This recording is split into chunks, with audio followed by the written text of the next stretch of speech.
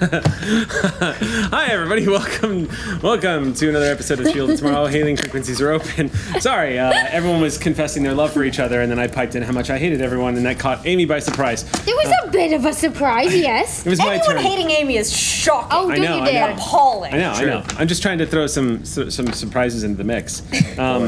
So tonight we have a few announcements tonight, as well as some mail that we've been trying to stage out because we've been getting a lot of it. So if you have sent us something, thank you, first of all. Second of all, we are probably going to stagger it as we go on because we've been having to alter the dynamic of the show a little bit. Like last week we had the Minds and Crafts thing, that little segment where we got to go visit the Sally Ride, which was super awesome. So this week we have some packages that we're going to open. I'm going to get to the announcements first though. The first announcement tonight is that Gina forgot her dice, character sheet, and uniform. Yay! Welcome, Bowler. You lay off my chief. You do it right now. I'm the equivalent of a facepalm today. Yay! But you know what? That ain't gonna stop her from trekking. So I'm just in a holodeck bowling episode. Keep on trekking. I like that you did the yellows and the blacks, so you totally. That's why I picked it. I appreciate that. I still stay true. A for effort. To my engineering heart. The first big announcement is Gen Con. We are staging. We're getting that assembled right now. A lot of you guys have been asking what the meetup is going to be like if we're having one. We are going to have one. I don't have the details just yet. They're still putting that together. They're finding a venue for us, which is kind of cool. And I also know the Ox crew is staging a meetup too. We are trying to see if it's possible so that those two don't cross, so that we could essentially have two meetups. But the Ox crew, we will let you guys know as soon as we know, and hopefully that will be very soon. Yeah. So real quick, we have the big announcement tonight. This is the announcement we've been kind of oh God. So, big announcement. We are actually coming to the end of our campaign. The big announcement is that a year ago today, July, it's the 6th. It's June. It's June. So a year ago. So I'm sorry. It'll be a year ago. A month from today. Yeah. Good job. A month from today. So it'll be about 1 year ago. Shield of Tomorrow premiered. We were just this little crazy. The Star Trek Adventures hadn't even been published yet. Oh yeah.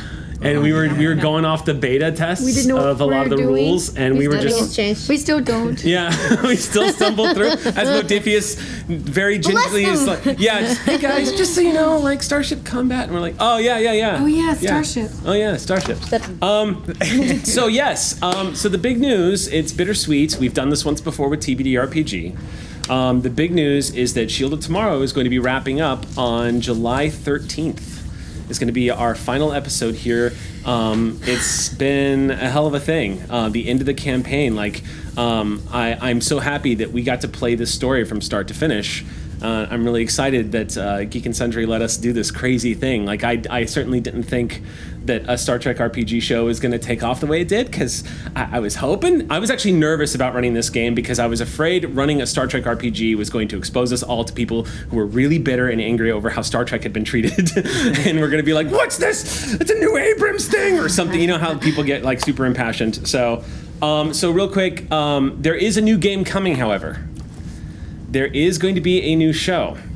And I can give you little pieces of it tonight. There is going to be a new show coming, and it is going to be all of us. We are returning for a brand new RPG experience. You can't get rid of us that easy. Including your Elisa, who couldn't be here today. Yes. Yeah. Yes. So the little tidbits I can give everybody is this: that it is an original world that we are creating, an original game setting that I created, and that these amazing people are helping me build. And it is going to be on the Cypher system. We are going to be, so if you're interested, it is going to be on the Cypher system. Also, Cypher is known for publishing, that's the Monty Cook games. They publish Numenera, The Strange, Predation, which is an amazing game. We are building our own game setting off of that system. So we will have more information for you guys into the future. But real quick, this is not the goodbye episode, but I still want to thank people real quick. I want to thank Modifius, of course. They've been super supportive of the show. They've been very patient with us as we kind of did whatever the hell we wanted with their rules and had fun doing it, and they've encouraged us to continue doing whatever the hell we wanted with their rules. I want to thank Novos, who gave us these sweet-ass uniforms that we all enjoy thoroughly. At least some of us, anyway. I'm just... Cryptic I love them, I promise. Yeah, I want to thank Cryptic and Star Trek Online. Those guys have become some of our best friends. They've become some of the best friends of the show. They've become fans of the show. They even went off and started their own Star Trek live stream. And they've been wonderful. I love those guys to death. We have a tribble created after Bonnie, which mentions Throlo. Of course, Zazaret right now you can find on DS9. Oh my god. Stupid Sexy can confirm. Yes, their expansion Victory is Life launched, and I've been playing it. Me. I had no idea that playing a Dominion soldier, captaining a giant aircraft carrier in space was going to be that much fun. I have to thank CBS. Because CBS from start to finish has been totally freaking cool with us. When we asked them if it was all right if we could build a set that looked like a Starship, they sent us freaking pictures of Voyager before the set was taken down after the show had completed. They were like, yeah, we're okay with it, but if you're gonna do it, this is what it should look like. So the archive sent us all these great pictures of Voyager, and it was amazing. So CBS, they get kind of a bad rep because of how they've kind of had to put their foot down with copyrights and stuff, but they've been really cool with us. So I just want to give them a tip of the hat. They're awesome. The biggest thanks, however, I'm gonna get teary-eyed. Shit. It's okay, you've got glasses. I got this. I know I got glasses. The biggest thanks, however, goes to the Aux crew. I love you guys. Shit. Biggest thanks goes to the Aux crew because this show happened because of you. So, not goodbye episode, so I'll save the tears for that one. I also get to announce a couple of cool ass things that are happening. The first one is Lower Decks episode is incoming. All of our guest stars that we've had on Shield of Tomorrow are returning for an episode of their very own, starring B. Dave, Joe McAdam, Jackson Lansing, Xander, Jason Charles Miller, and me as Matazi. I will be playing Matazi. Yay! For real? Yep. I am playing Matazi. One of the members of this cast will be running the game, and I'm not going to be announcing who tonight. One of the members. There's a mystery GM. Just kidding. Yes, indeed. So, that's going to be happening on the 22nd. So now we know when we're going to see you in the big chair. Yeah. So we'll have a surprise announcement next week. We'll let you know who the mystery GM is, so start placing your bets. It's like at a Davo table. The other really freaking amazing, mind-blowing announcement that we have for tonight is that Star Trek Online did something absolutely incredible. Oh yeah. Yes. The USS Sally Ride is being added to Star Trek Online. She is going to be part of the Admiralty system in the game. You will be able to encounter the USS Sally Ride if you can find her, because she's going to be out in one of the sectors in deep space. Doing the And science. I'm not going to give too much more detail, but if you can find the USS Sally Ride, you can add her to your Admiralty system to send her on science missions. That's amazing. So the USS Sally Ride is joining Star Trek Online. I'm going to get emotional again. God damn it. Star Trek Online. So yes, Star Trek Online has been, as I said, incredible supporters of the show, and we'll have a lot of content that's going to be coming out in the weeks to come to give Shield of Tomorrow the proper send-off and the proper love that it deserves, with some content that our amazing writers are doing on the editorial staff about the show, and we'll be doing interviews with all of us and talking about it and stuff, and of course Behind the Shield, which will also be wrapping. When Shield wraps, we are going to be doing some pretty great stuff there too, so stand by for the announcements on that. But I just wanted to give my thanks to Star Trek Online. I've been playing that game since beta. I never in my life thought that one day I was going to, the content that we created on this show. I wish my grandfather could see all the stuff I did after he gave me that Star Trek VHS tape. So that's it for the announcement. So yeah, guys, that's all. So we've got a lot more adventure to go. The Sally Ride still has to uncover the mystery of the pull, so that's coming up. But we will be bringing this great story to an end and give a good sign off. It may not be the end for the Sally Ride though, because you get to add her to your fleet. So that's kind of cool. So we better not destroy this ship in the episode. Yeah, so live, or it's going to be a real weird What's he time doing? anomaly thing. Okay, Sally Ride, so it's fine. I know we're taking a little long in the announcements tonight because they were big announcements, but we're really excited about what's coming next.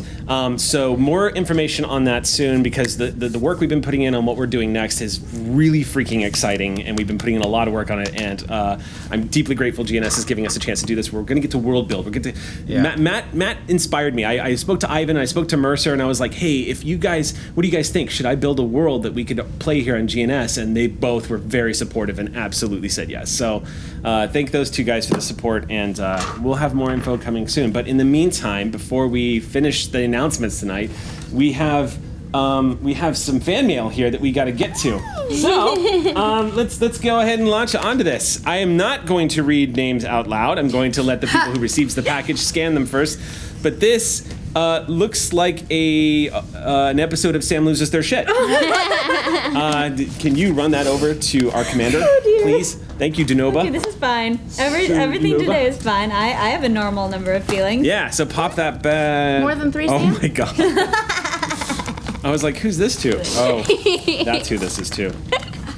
This is a dice bag. What'd you get?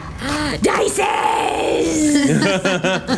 Ooh. Ooh, Yes. I believe the correct pluralization is These these. Thesis? dice. Check these dice. Though. Check these dice. More dice. Ooh, yes. Oh, wow. These are super sexy. Ooh. Stupid sexy and they're dice. in command red. Stupid sexy dice. They've got These are rolling naked people on them. tonight. Yeah? These are dice tonight. And Okay. we have some letters that I will open. Yeah, make sure Yeah. to double check. Just so you guys know, we are reading all of your letters. All we of are them. we are keeping up with those. And so saving them and reading them on sad days and Yes. crying and being happy and petting yes. puppies. Yes. That it's might true. just be me. No. I don't have a puppy. You can borrow mine. You wanna borrow a She puppy? would love We'll you. throw- Borrow. We'll throw our puppies at you. You have to catch them. I have a Or cat. it's really. Okay, we got another one look at here. This is for Dr. Throllo, and get your screen caps ready for the reaction shots here. Prepare thee thy shit, for it is to be lost. Close your eyes. Close your eyes. Close your eyes. All right, go ahead. Look what you got. Open. Pull it out or look inside. I'm not sure. I don't know. I'd say pull it out. Did you peek? No. Pull it out. Don't look. Pull it out. It's okay. Well, am I? I would love it if it was bugs like in Dread. Yeah. Just again. How dare! How could you say that? Yeah, but What has gotten into you tonight, Every time I Eric? see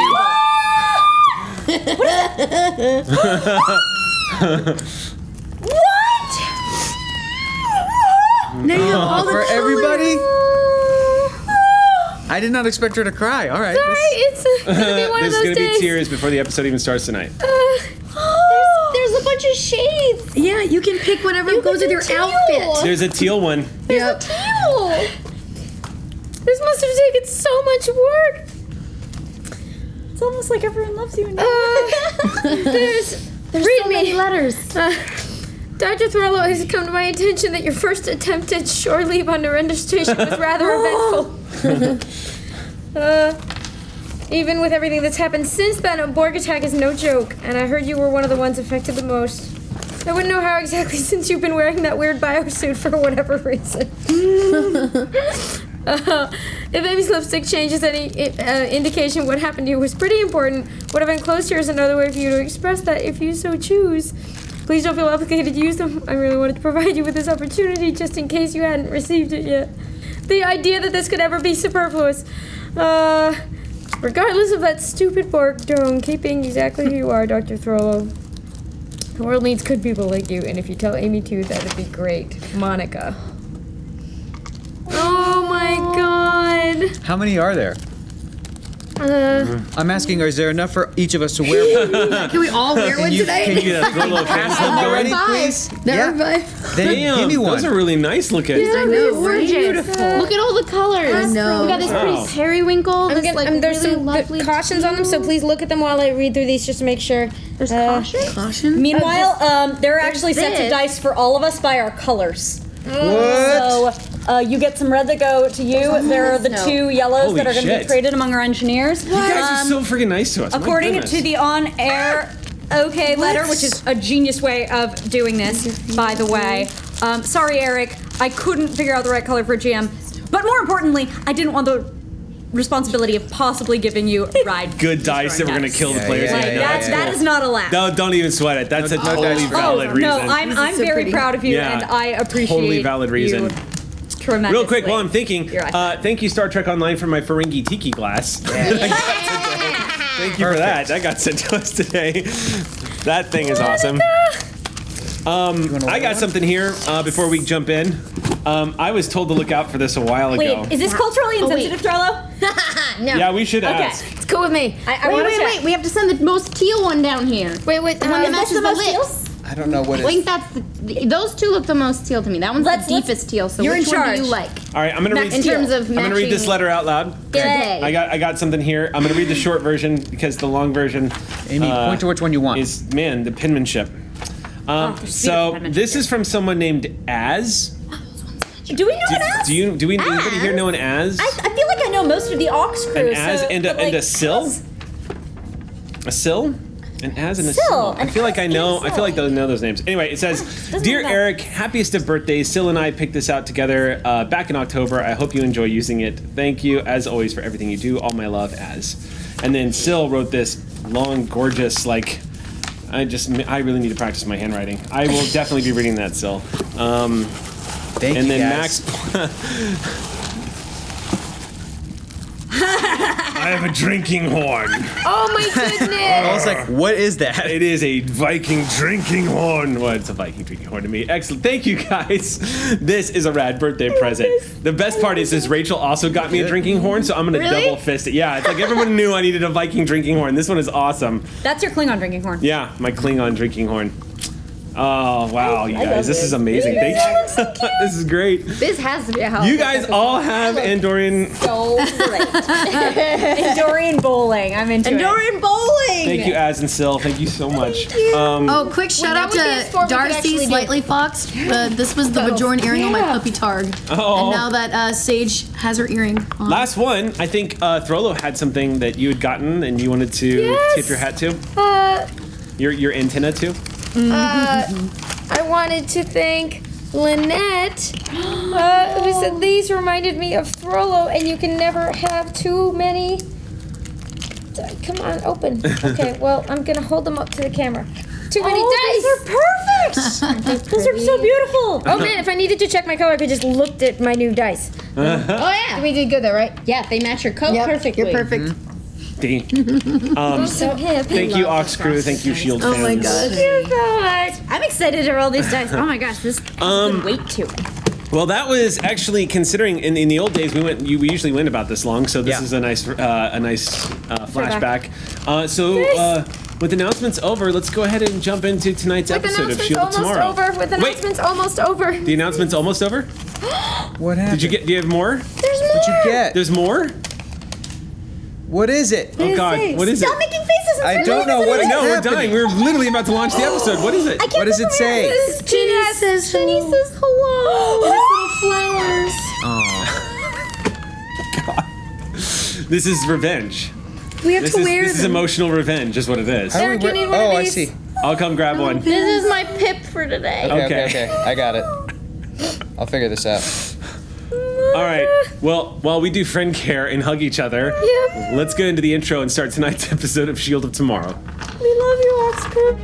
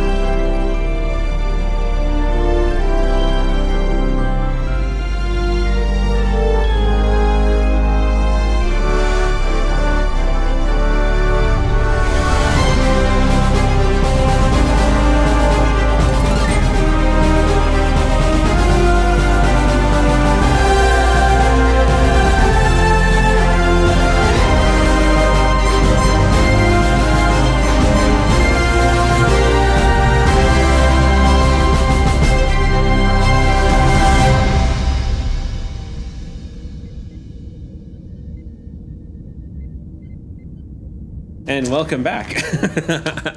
Like, shut up, we're going live. How was that, by the way? Was that? I know. What did they call at the very end of me shouting? That was good. We pulled it off. We're Did we getting pull a thumbs that up. off? It's a good thing we didn't tell anybody we were screaming. Maybe the loudest we've ever been. Literally 1 second One before. second Yeah. before. Kudos to everybody. Good. I was actually worried for a second. Good times. I'm going to declare that is an Andorian thing. We have loud parties, we just...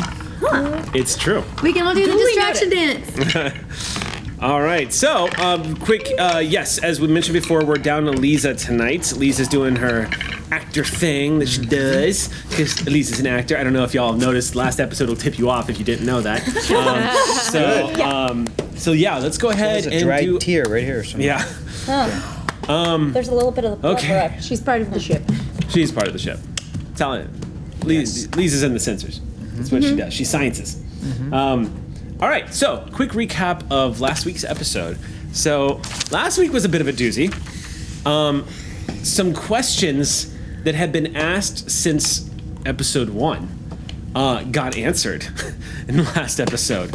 You guys managed to take a trip through the Orb of Journeys. One Lark Sage, also known as a Nell, Razka Nell, and our good science officer Talon inadvertently found themselves traveling physically, it would seem, back to ancient Bejor, where they encountered their ancestor, who revealed himself to be the first emissary of the Bajoran people, which I confess I've gone back to watch the VOD numerous times because your reactions were fantastic. Incredibly gratifying as a GM. didn't know how it was going to go over. Very gratifying. When it upon making this realization, he did start answering a lot of the questions that he could answer. He revealed that he actually, the prophets speak through him from time to time, and that they did have some of the answers that you were seeking. But he also apparently seemed to hint that there were some answers that were being purposely withheld simply because if they were answered, you may not go on the journey. Meaning that whatever destiny lies before you is a destiny that needs to happen. It is a journey that must take place. What you discovered is that the pull is not a malicious force. It is a force that is being used maliciously, whether by a person or an entity, or maybe it's just being used by anything. It's hard to say. So the clues you've received about the pull so far is that it predates the continuum, it's older than Bejor, and that it is a force that is being used that's causing destruction. You also got that little bitty piece of information that Captain Martinez is somehow a part of the pull. What did you do? This didn't go over too well with Talon, however. Talon, who is looking for some pretty direct answers and has been all of her life, reached the source where she expected to find them, only to find more questions. Yes. This did not sit well, and Talon ended up essentially suffering a breakdown. She-Hulk. Her self-discipline crumbled under the weight of this disappointment, and she suddenly found herself out of control, a victim of her own onslaught of emotions, which led to a violent encounter as she was storming down to steal a shuttlecraft from the sounds of it. She was intercepted by a Lark who tried to slow her down and was promptly beaten to the ground. Not before two ensigns managed to stun both the Lark and Talon, but not successfully, and it took the quick action of Commander Rue arriving on the scene to end the situation as quickly and as painlessly as possible. Good fan art. Good fan art. It was amazing fan art, yes. Amazing fan art. Talon currently, as we continue our recap, I'll go ahead and tell you now that Talon has currently been ordered to off duty to rest. And at this particular moment in the game, she is going to be spending some time in the holodeck on meditation and retreat. So Go to sick bay. And counseling. Yeah. All of the above. Yeah. With all these answers given to the crew of the Sally Ride, the big question was, well, what do we do now? What we were told is the answer lies in Captain Martinez, but Martinez was no closer to understanding what to do next than anybody else in the crew. So, deciding that the best thing you could possibly do, really your only lead right now, is just to cast a wide net and to use Sally Ride's incredible sensor suite that good old Intrepid class has built onto her to look out amongst the stars for any kind of clue. If Martinez really is the key to discovering what's going on with the pull, then taking action as Martinez, maybe that'll yield something. And it did.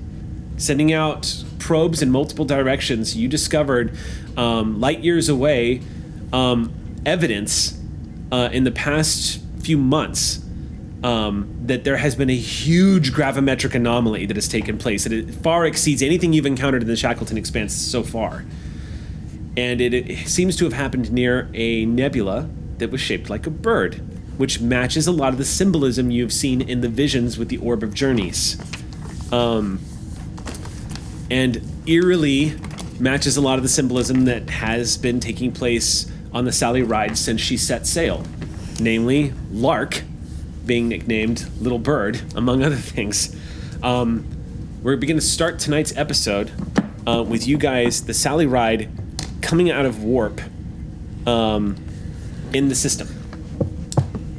Sally Ride emerges from warp. Just turn that. And the cells fold down, and about 60,000 kilometers off the bow, you see this grand nebula. This nebula has been documented, and just for the purposes of keeping things moving, your science officer this evening will be played by one Lieutenant Dorothy Baker, who has taken over for Lieutenant Commander Talon. As you guys come out of warp, you hear the buttons of the science station come to life as Lieutenant Baker immediately begins running the standard scans of the area. She says, "Scanning now, Captain. Class 9 Nebula. It's been logged. It looks like it was observed from Narendra Station, classified S11936E. It was originally named the Bruiser Nebula for the color patterns." And she brings it up on screen, and you see this beautiful magenta, dark green, violet nebula that spans about 1.7 light years in radius. Yeah, I've had a couple that look like that before. There's a couple of smirks on the bridge as you slide the joke in. Everybody else Originally kind named. of. What is it named now, Lieutenant? Well, it was named the Bruiser Nebula for the color patterns, but now, and she kind of basically brings the view screen back, scales it back, and coinciding it next to sensor data, which comes up onto the screen, you see that it does in fact look like some kind of bird, like almost like a raptor. It has the flight feathers going out to the edges. It almost resembles almost like your typical phoenix formation, kind of. That's fantastic. It does look, it's remarkable to see. And she's looking through it and she just says, it looks like the gravimetric anomaly that took place here has completely altered the boundaries of the nebula. It's reshaped the gas cloud. The gas cloud itself consists of various corrosive gases, and it looks like it would play havoc with our sensors if we went inside. But the shields could handle it. When did this anomaly take place? Time to break out the scans. Wait, I have... Oh no, that is here. Aha! Because I was smart, and when Aki gave me her character sheet, I wrote this stuff down, because I knew I was going to mess it up. There we are. All right. So, who wants to roll for Sally? All right, Gina. All right, let's get a strike, Gina. Get ready.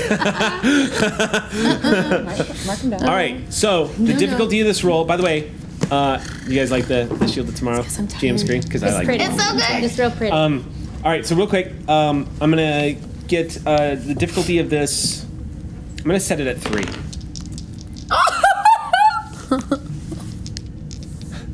I'm not laughing at you. gonna leave. Thanks for joining us tonight, Gina. It was great playing with you. I'm assuming that was a 2-0. Don't you have to roll 2 dice? Sorry, no, Aki. Yours That was is the as, as a ship. It doesn't take 2 dice for Gina to roll Gina rolls. Yep. What'd you roll? Sorry. What'd you roll? You rolled a 2? 20. You rolled a 20? So did Aki. So did Lieutenant Baker. Our ship just blew up, and the show was We over. just promised we wouldn't blow the show up. I feel you. I feel you. Okay. Can I assist? So, Emotions. These aren't even my dice today. yeah. So Lieutenant Baker starts to scan. I feel like a parent, and I'm like, look, I expected that from Chief Wren. Lieutenant, I'm disappointed. I'm not mad. I'm just disappointed. I'm just disappointed. So Lieutenant Baker starts to scan the nebula, and you see she just. I'm sorry, Captain. The sensors, the proximity of the nebula, I thought it was only going to interfere if we were inside, but it looks like it's actually the proximity itself.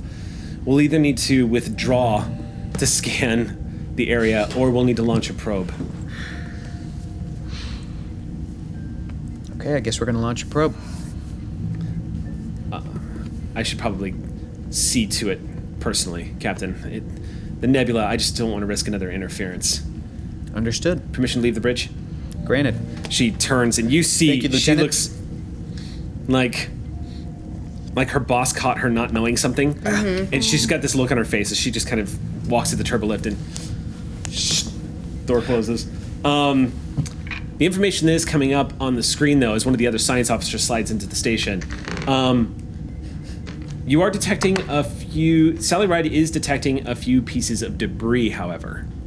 What kind of debris? With that roll, you don't know. But it is definitely metallic in nature. And it is in the area. What's up? Could I try taking a look to roll it? Because if it's something from a ship, I might be able to determine Or what a it small is. craft, you Or have like a small craft, because I have a expertise focus in in that. like ships and small crafts. If I could get a closer look at it, I could maybe determine what it's made out of. Because or of the complication that you guys rolled on the 20, I'm ruling that Two complications. Two complications. Thank you, Don't Captain. remind them. I'm ruling that the Bookkeeping is nebula important, and it wasn't the chief. Thank you very much. It was the Sally Ride. because of the complications, I'm adding to the narrative that it's the nebula that's interfering with the Sally Ride sensors. Okay. So I'll let you scan for it again, but I'm going to jump the difficulty. Okay. That's fine. So if I could like try scanning and like zooming in on the actual thing to see if it comes from a ship of some kind or I'll let you, if you want to take over right now and do a quick scan, and I'll have the ensign that's taken over at Lieutenant Baker's assist you. Sure. However, I'm not going to give Sally her typical reduction of difficulty bonus because of the complication. What's the difficulty? Sally's still rolling. Yeah, Sally's still going to roll for this, but the difficulty is now 4, and you don't get to reduce I'm that. gonna So, take 1. Okay. We're down rolling to for Sally 5 momentum. and this is reason science. What? It's reason science. me? Yes, you're using sensors to scan for But I'm doing the con stuff. But you You're can't doing fly it My into with it. con Con. engineering. control. can't Con be is with con, con. Valiant attempt. Using con my is for flying the ship. but I'm using my con knowledge of flying to determine You're using your con knowledge to use the sensors at the con station. Okay. Well, all right. So what is it? Reason science? It's Are you reason sure it's not science. control science? Let me tell you, Amy. my Is God. it another 20? Let me tell you, Amy. These are Is the sensor great station a small craft? D&D dice. They're great. The question is the sensor station on fire right now? We're okay. What'd you get? 3 successes. What'd Sally get? Another Ju- complication? Another- Not a complication. A 19 though. That's what I rolled. Yay! Great. High Come on, one off, one off. five. Okay, so All right. Goodbye. But wait. Bye. Oh Off to no, a I strong didn't start crit. tonight. This is a sitcom about the first Andorian starship when they're just making everything up. Okay, this is hilarious. all right. Crap. Well, Please pass these over to Juno with Captain, I can determine that it's metal. This Class 9 Nebula seems to be That's more helpful, than a match Lieutenant. for Sally's sensors. Yeah. Because every time you guys send out a sensor scan, it comes back with echoes. And you're getting triple, quadruple readings of the nebula just over and over. You're starting to basically get getting frustrated. redundancy of data come popping back. Can't just use my eyeballs. Sure. You see little flecks of metal catching light about 60 to 70,000 kilometers off the port. Cool. Good eyes. Thanks. Do we need to wait for the readings to come back from this probe, or do we need to fly further in? You can fly further in, and you can, if you fly further in, the sensor data. If you fly further in, so what I would say is I'll reduce the difficulty down to 3, but I still will not give the Sally Ride her bonus to sensor sweeps because you're going to be in the nebula. You're going to be on the border, the boundaries of the nebula. And Sally's going to start. You're going to have to raise shields too because there's the hazard of corrosive. materials in the nebula. That much of a risk, huh? Talon, this is what happens. Shields when you can leave take us. it. The Yeah, shields yeah, can yeah, take but it. we It's a need to class put 9 the nebula. shields up. Shields can take it, but you don't want to stay in there too long. Science. Commander, any insight? It appears that if we want to find out more about the debris here than that it's metal, then I think we're going to just have to investigate, sir. While this is happening, I'm just going to roll for Baker real quick Yeah. because she is going to be preparing this probe herself. Correct. This is fine. Everything's fine. I don't know what it is with 19s tonight, but the good news is the other one was a 4, so. My test roll, I just rolled a crit and a 2, so like, it'll never happen I was again. going to say, you should have saved that. All right. What is your course of action? Has the probe been launched? No, not yet. Okay. Lieutenant Baker did succeed on the roll. The difficulty was only 1 to assemble this. It's not that difficult to get the probe ready. Wait! But it is going to take another 10, 20 minutes. I think so you it's a guys little have some late time. for I can't whatever go you're gonna back, say. right? No. Nope. If you didn't exist linearly. Yes, that's right. So. Next time, just be an emissary. It'll be fine. Yeah, Or exactly. Q. Think next time. just be a Mark, Q. Be an emissary. I could have used my technical expertise to have the ship's dice re-roll. Yeah, because whenever I attempt a How task can I take that crit I just by rolled? the ship's computer sensors, I may re-roll 1d20 and it may be the ship's die. No. Okay. Sorry. It was metal. That's all I got. It was metal. Sorry. That's all right. I think I'm gonna have to agree with the commander. We're going in. Go in. There's answers in that there, Nebula. That's where we're going. Bonnie, can I have the line, please? There's coffee in that nebula. Thank you. I like that. Now do one All from right. Orange is the New Black. Would you like more Orange. mashed potatoes? I can't So- remember what she says. Okay, ordering the Sally Ride She does in. So, Lark, you move the Sally Ride closer to the nebula. It's not really a piloting check. This is a pretty simple maneuver. As you're getting in closer, shields do go up. We're gonna go to. Are we on red alert? This would not be Yellow. yellow. This would be yellow alert. Yellow. Yep. Yellow alert. Okay. Yellow alert. That's right. Yellow there we go. alert. Shields up. Yes. It is truly a yellow alert today. All right. Yeah, it's a yellow alert day. All right, so bringing the Sally Ride in, you hear the computer immediately go, warning, dangerous levels of corrosive gas detected. 25 minutes until shield failure. Okay. Let's put that clock up on the view screen. You see on the order, pops up on the view screen and starts to count down. Technology's cool. Okay, people, we got 25 minutes to try to get some answers. So, how's the launch of that probe? Yeah, so we would cut down to Baker, who, by the way, as she is closing up the casing, she's actually got Jiv leaning across from her, just going, look, I have failed numerous engineering tasks in my time. There's really no reason to be upset, all right? I'm just saying. And you should have asked me before you started doing this on your own. I know how to do this. I know how to do this too. Sir, you've been hanging out with Mala. If you're talking about Chief Wren, yes. All right. Well, let me know if you need anything else. He steps out of the torpedo bay and he's like, oh, and don't forget, you're going to need to recalibrate the launch of that probe because these things fire quantum torpedoes now. They don't work like the old photon launchers. Good luck. Hope it doesn't blow up in the chamber. And Jiv steps out. Make one more roll for Lieutenant Baker. Little cutscene. There it is. There it is. Good. All right. You hear chirping on, as you guys, we'll move the clock down to about 18 minutes. And you hear the chirping of on overhead comms as you hear Lieutenant Baker say, Captain, the probe is ready for launch, sir. Okay, on your orders. Fire. And you see this. Thank you, Lieutenant. Sally Ride starts getting data back. Let's do a quick scan, and I will allow a reduction to the difficulty. You're only going to get one shot at this because the probe is not going to be able to survive too long in the nebula on its own.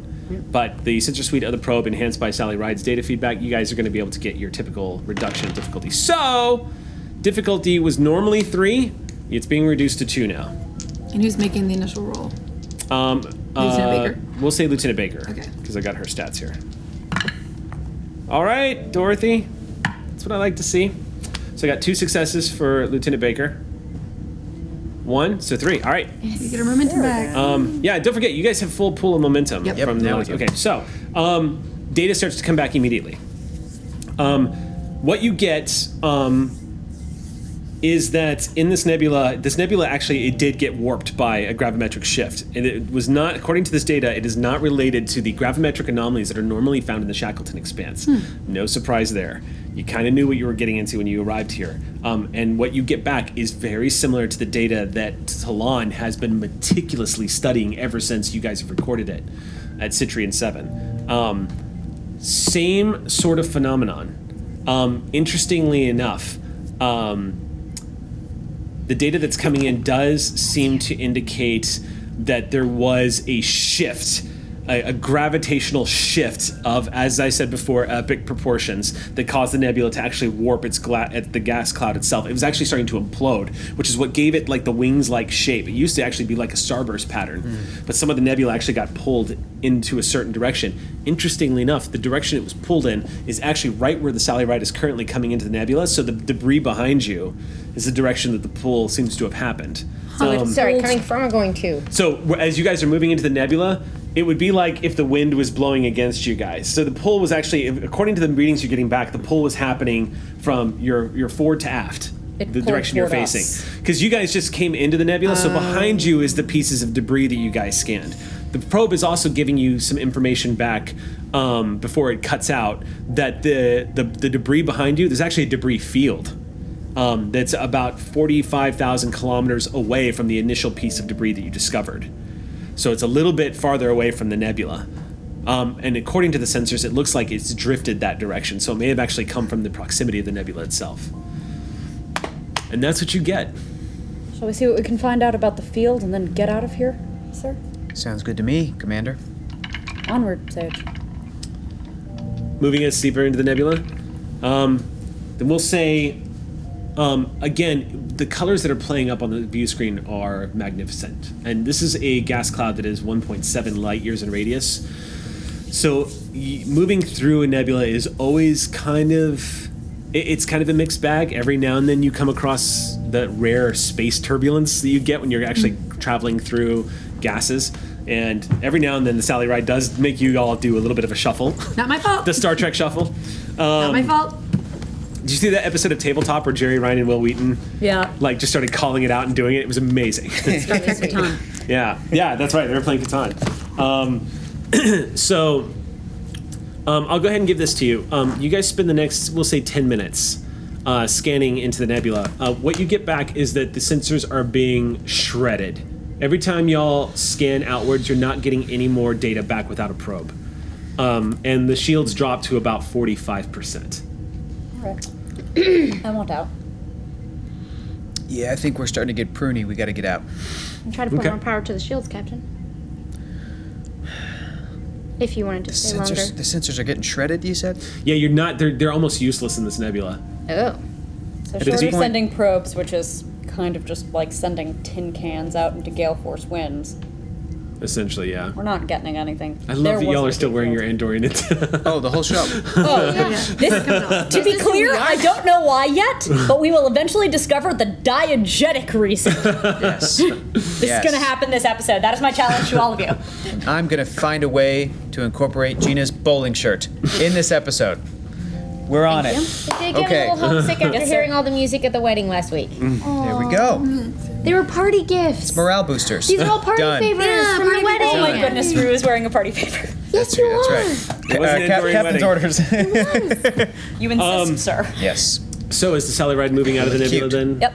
Okay. It doesn't take any effort, really. Sally just basically about faces. You move her out of the nebula. The Thank you, turbulence, Lieutenant. you hit a couple of more instances of turbulence, but the gas cloud, the nebula does kind of part, and you guys see the vastness of deep space in front of you as you you exit the boundary of this nebula. Now that you're actually facing in this direction and you have the sensors kind of pointing you away from the nebula, the sensors are actually reading now that there is in fact a debris field out there.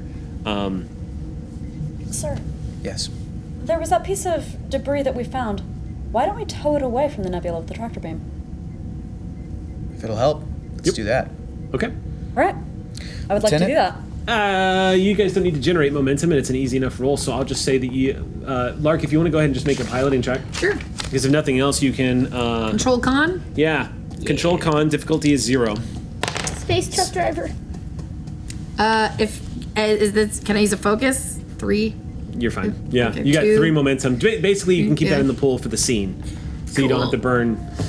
So it's no effort at all. Lark, of course. Lieutenant Sage brings it right up next to the piece of debris. You guys tractor beam it immediately, and as you guys are pulling away and nearing the bigger, larger debris field, the sensors begin to clear up, almost like someone's wiping the fog off the glass of the spyglass. The farther away you get from the nebula, the more readings you get back, until you're about, I would say, 70,000 kilometers away, and the sensors are working fully functional now. And at which point, by the way, a very determined and very pleased-looking Lieutenant Baker steps back onto the bridge and resumes her position at the science station. Oh my, you're out. Baker, step up. Yes, Commander. Eric, I have down that the nebula's here and we're here, and 45,000 miles away is kilometers is the debris field. And you've just said we're 70,000. Have we gone in a different direction? Oh, maybe that's correct. Then it's irrelevant. It's kind of it's just kind of an arbitrary distance, but it's Great. far enough away that the nebula is not going to interfere with the sensors. So Fantastic. we'll just say 50,000 kilometers away is the debris field as a whole. Excellent. Yeah. Sorry. So no, that's okay. If we were Star Trek writers on the television show, I would have all that exactitudes. You would have 4 drafts. Yeah. Is what you would have. So about 50,000 kilometers away, and the sensors clear up, and you guys start getting readings back. So Dorothy is going to make a scan, unless you want her to do something else, Captain. That's exactly what I want Dorothy to do. All right. Difficulty is going to be 2. And Sally. Sally, yeah. If you want to roll for Sally. So is that 3 down to 2 or 3 down to 1? It's a good question. I just want Gina to smile again someday. Someday. I want the life to come back. Remember when you got all those crits? It was such a good day. What'd you get? No Nothing. success. Okay. Yeah. So Lieutenant Baker goes, "That's interesting." Captain, I'm getting scans back from both the piece of debris that we have in tractor beam right now, as well as some of the pieces in the debris field. They look like ships. Judging from the rate of decay and the energy readings on the edges of where they were blown off of their greater parts, it looks like that they've been out here for about, I would say, 3 or 4 weeks. What kind of ships? Various. I'm seeing evidence of a Ferengi Marauder.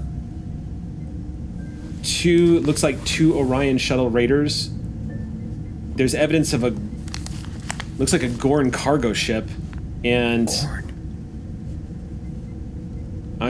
the other one looks like just a civilian freighter. I'm not sure what the make on it is. All with the same timeline? Possibly all All pulled 3 apart weeks ago? simultaneously. Actually, I'm detecting signs of weapons fire on this. I'm looking at disruptor energy readings written across the hull. I think there was a fight here. We did Must know have that been. there were Orion and Ferengi raiders in the area. We hadn't really gotten a chance to investigate. We're only on war patrol. Must have been one hell of a fight. I'm detecting evidence of at least 4 ships that have been destroyed. Do we need to make another scan and see if there's any ships that survived in the area? There could be survivors. Baker can spend one of those momentum that you got, and she goes scanning. No, there's nothing to indicate that there's any other ships in the area. The winners left. However, interestingly enough, it looks like the gravimetric shift from the nebula has left an ion trail. I'm actually seeing, for lack of a better way of saying it, Captain, it looks like the gravimetric shift with the nebula has created essentially mud for us to track footsteps. Give us a vector, we can lay in a course. Before we move away, I would love to take a look at the scans of the debris, see if there's anything tactical I could piece together from the wreckage. Make a roll. I would say this is going to be your... I'll take my Yeah, I think you know. thing. I think you know how this goes. Insight, security with Starship Tactics. Yeah, that'll totally apply. You know what I really love, you guys? Oh, what's the difficulty on this roll, by the way? Difficulty here is going to be 2. What I really love is cautious. Yay! So that would be 4. 4 successes? I turned a 20 into a 1. It feels real good. Wow. Dude, I wish we rolled this many 20s in D&D, for God's sake. Right? Yep. Literally never. Good news is, Cypher system, 20s are good. Let's hope it carries over. All right. Sorry, I think that was... No, yeah, we're good. All right. So, what are you trying to scan? Like, you just want to know what the make and model of these ships were, or? I think we've gotten most of that. Yeah. I'd love to see, based on the directionality of the shear force. You want to go to your mind palace. You want to reconstruct the battle as it happened, so to speak. Quite sad. Ooh, Okay. go Sherlock on us. All right. So, Rue, you're sitting there staring at the screen, and you're imagining it as it happened. You're taking everything into account, including the proximity of the nebula and why it would have happened here. Why did a fight happen here? And as you're mapping through it, you're thinking, ambush. Somebody was ambushed. More than one person was ambushed. Someone lost really bad, but somebody was waiting for somebody else, and they popped out of that nebula and they hit them hard. And you are willing to put a couple of bars of latinum on the thought that they probably did not know the pull was coming when it happened. But for whatever reason, it did happen. And it probably changed the course and allowed somebody to get away. As you're mapping it through, you're just like, tactically speaking, that's the most likely outcome of the fight. Here's the other thing that you notice too. Those Orion Raiders, those are short-range fighters. Much like, they're like a much more generic, I would say, a not as an advanced version as Peregrine fighters, which usually require some kind of port or dock. The Peregrine fighters are not made for deep space combat. They're made for short-range, hit, get out kind of thing. And I don't see the wreckage of a carrier. You don't see the wreckage of a carrier. Could have been the carrier got away. Could be that these are from somewhere nearby. Hard to say. But there's no way those Orion Raiders don't have a mothership or a place where they are docked at some point. Commander, thoughts? Based on the scans, based on the topography, it reads to me like a deal gone bad. Something was going on between them and they got ambushed, and then the pull happened. And no one expects that. No, But- nobody does. Those are not advanced warp capable ships. There's probably a carrier. Short range. Might have been completely disintegrated, but it might have been that ion trail. Do you think our Victor is at the end of that ion trail? I would love to find out, sir. I haven't told you this lately, but I do love your mind palace, Commander. Thank you for that. It's Okay. roomy. Roomy. One last thing I want to do before we leave. You said that there was a civilian freighter. What kind of civilians? Starfleet citizens? It looks like one of the kinds of freighters that you typically see in civilian traffic in the Federation space, but Federation space is huge. It's the largest governmental body in the quadrant. I want to try to identify that ship so that we can log it in our records that we have potentially lost whoever was on that ship. The computer is actually able to, if you guys, you have so much momentum on Yeah, standby I just in the got scene. a monster. All right, so I'm going to just pull one of those momentum for Baker. Thank you. Cool. And she's going to tell you that there's enough of the wreckage left over to actually be able to track what it was. Yeah. It was called the Pacifica. It was a civilian freighter. How many souls? What's that? How many souls were on board? Unknown. It was sold some time ago and is probably passed off of ship registry. Right. But this freighter is it did originate in the Federation, which is how you're able to identify it on the database. But it's been off the records for 20 years. Okay. So it could have passed so many hands. It's hard to say. It is an old ship. It might not have even been Starfleet personnel. Very, Starfleet very citizens. possible. Yeah. So if it's out here in Shackleton, as old as this thing is, it's very likely it probably wasn't a Starfleet. Could have been flying it. Orion. It could have been Gorn, apparently. Whatever. Yeah. Best way to avoid too much hassling from Starfleet is to be in a Federation civilian transport. Okay. I'd have been trying to get away with things. Let's find out. Yes. Let's follow that ion trail. Lieutenant, set in a course. On it. We have I'm coordinates, not overly Lieutenant? excited to meet some more Orion Raiders, but Lieutenant We've Baker had some says, friendly experiences. I know which direction to go, Captain. I just don't know where the trail ends. Well, then let's follow that trail until we find that answer. All right. Follow the bird. Follow Can I the spend crumbs. a momentum that you have in this scene to give her an extra die? Yep. Yes. Yes, so then we're still maxed out at 6. Okay, great. Go ahead. Oh. Yeah, because you guys juiced up big time on momentum after a bunch of failure. I'm okay. Sally helping? Sally's gonna help. I'm gonna set the difficulties. You're traveling at warp, chasing an ion trail that's a month old. I'm gonna set the difficulty at 5. And Can I also Sally- assist? Sally's Because I'm gonna- navigating. Yes. I'll tell you what you assist. So, so I'll set, yeah, so 4. Difficulty here will be a 4. Okay. And let's roll it. I'm assuming control con. Oh my god. Oh! I got a natural crit, so 2 from me. What'd you get? 18. So that's How many successes did you get? 2. 2? I got 2 for Baker, and then I rolled a 20. Oh my gosh, what is Hold this on one sec. complication? Wait, I don't know. wait, you're just assisting though. I'm just assisting. I can't use my technical. Does maybe Baker has something? Does Baker I'm have checking. anything? I'm checking. I'm almost But certain wait, I she can does. reroll yours though. Can you if you're But it doesn't assisting? matter. Hold I've on. already succeeded. Hold on, I hold just on. want to try and get rid of the we complication. didn't succeed. Only if You it's didn't reroll. succeed. You're Stand only by. on It 3 was- right now. No, Maybe she because has Baker got cautious. 2 successes. and I Maybe got she 2 has successes. cautious. The difficulty Oh, is 5. did you power And it was- game? no, Hold on one Sally sec. I'm was- just the making difficulty sure was that my 4. sheet is up to date. We So- did Yeah. pass. Could we spend momentum to avoid No, this it's a complication? DC5. Yeah, but since with Sally, Sally's, it was four. rolled Yeah. 4. You can. Huh? And so Baker got 2, I got 2. Okay. Okay. So we did succeed. So right now we're We're just waiting trying to to get on hear what Lieutenant Baker has. Yep. I'm wondering. How talented. But I can also re-roll the ship's die. Okay, if you want cool. to do that. Can you use that when No, you're we at the want to primary? re-roll the complication. Right. But we All right, could get. so we're gonna re-roll the complication. Okay. Oh, great. Strong. Based on what? She has it. Great. So, unfortunately, she rolled a 16, but at least it's not a complication. Okay, cool. So, So- we did succeed. Yeah. Great. So 4 successes. You managed to pull that through. So many 20s tonight. Oh my god. I make sure to look at Lieutenant Baker and I go, nice work, Lieutenant.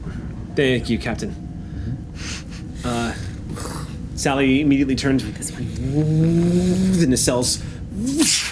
And you guys jump to warp. Out of curiosity, I should tell you, you probably shouldn't travel faster than warp 2 at Okay. this particular moment in time, tracking this ion trail. Yeah, because we don't know when we're gonna lose it. Yeah, and you don't know if this is, right now the deflector and everything is telling you that you're headed in a safe direction.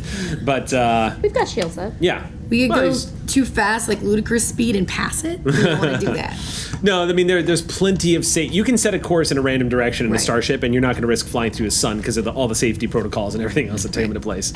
Yeah, we're only going 10 times the speed of light. Yeah, with only warp 10 two. times the speed of light. Only. Yeah, but the amount of ground you can cover, it Okay, you guys are at warp. About 20 minutes pass. Baker is just looking and looking on the sensors. She's just like, nothing yet, sir. They could have jumped across the quadrant for all we know. I'm not entirely sure. That's fine. We'll chase it until the end of the line. Aye, sir. I can say that they are taking us deeper into the Shackleton expanse. Well, then that's where we're going. All right. For now, we're in a scene break so that Baker is going to stay on the sensors. But this is an opportunity if you guys want any scenes or anything, or if you're just going to stay on the bridge, we can totally move forward with it. I'm flying, so Okay. I'm not leaving the helm. Everyone's on but we're- duty? All right, cool. We're I have some on a work to do. trail. What's that? I have some work I might like to do. Okay. What kind of work? I'd love to go through the intelligence we did have from Narendra Okay. about the Ferengi and Orion presence. Read any intelligence briefs Okay. that we had picked up. Maybe where they were seen, for instance. Any sort of facts we can get on them. All right. Maybe you- correlate. So we'll the cut Rue. to the doors of your quarters opening as you step towards your workstation. Rue, you move over and sit down. And it's been a while, so it almost startles you, but Dryden is sitting next to you as you take a seat. He's just sitting kind of at an angle watching you as you activate the computer. do not.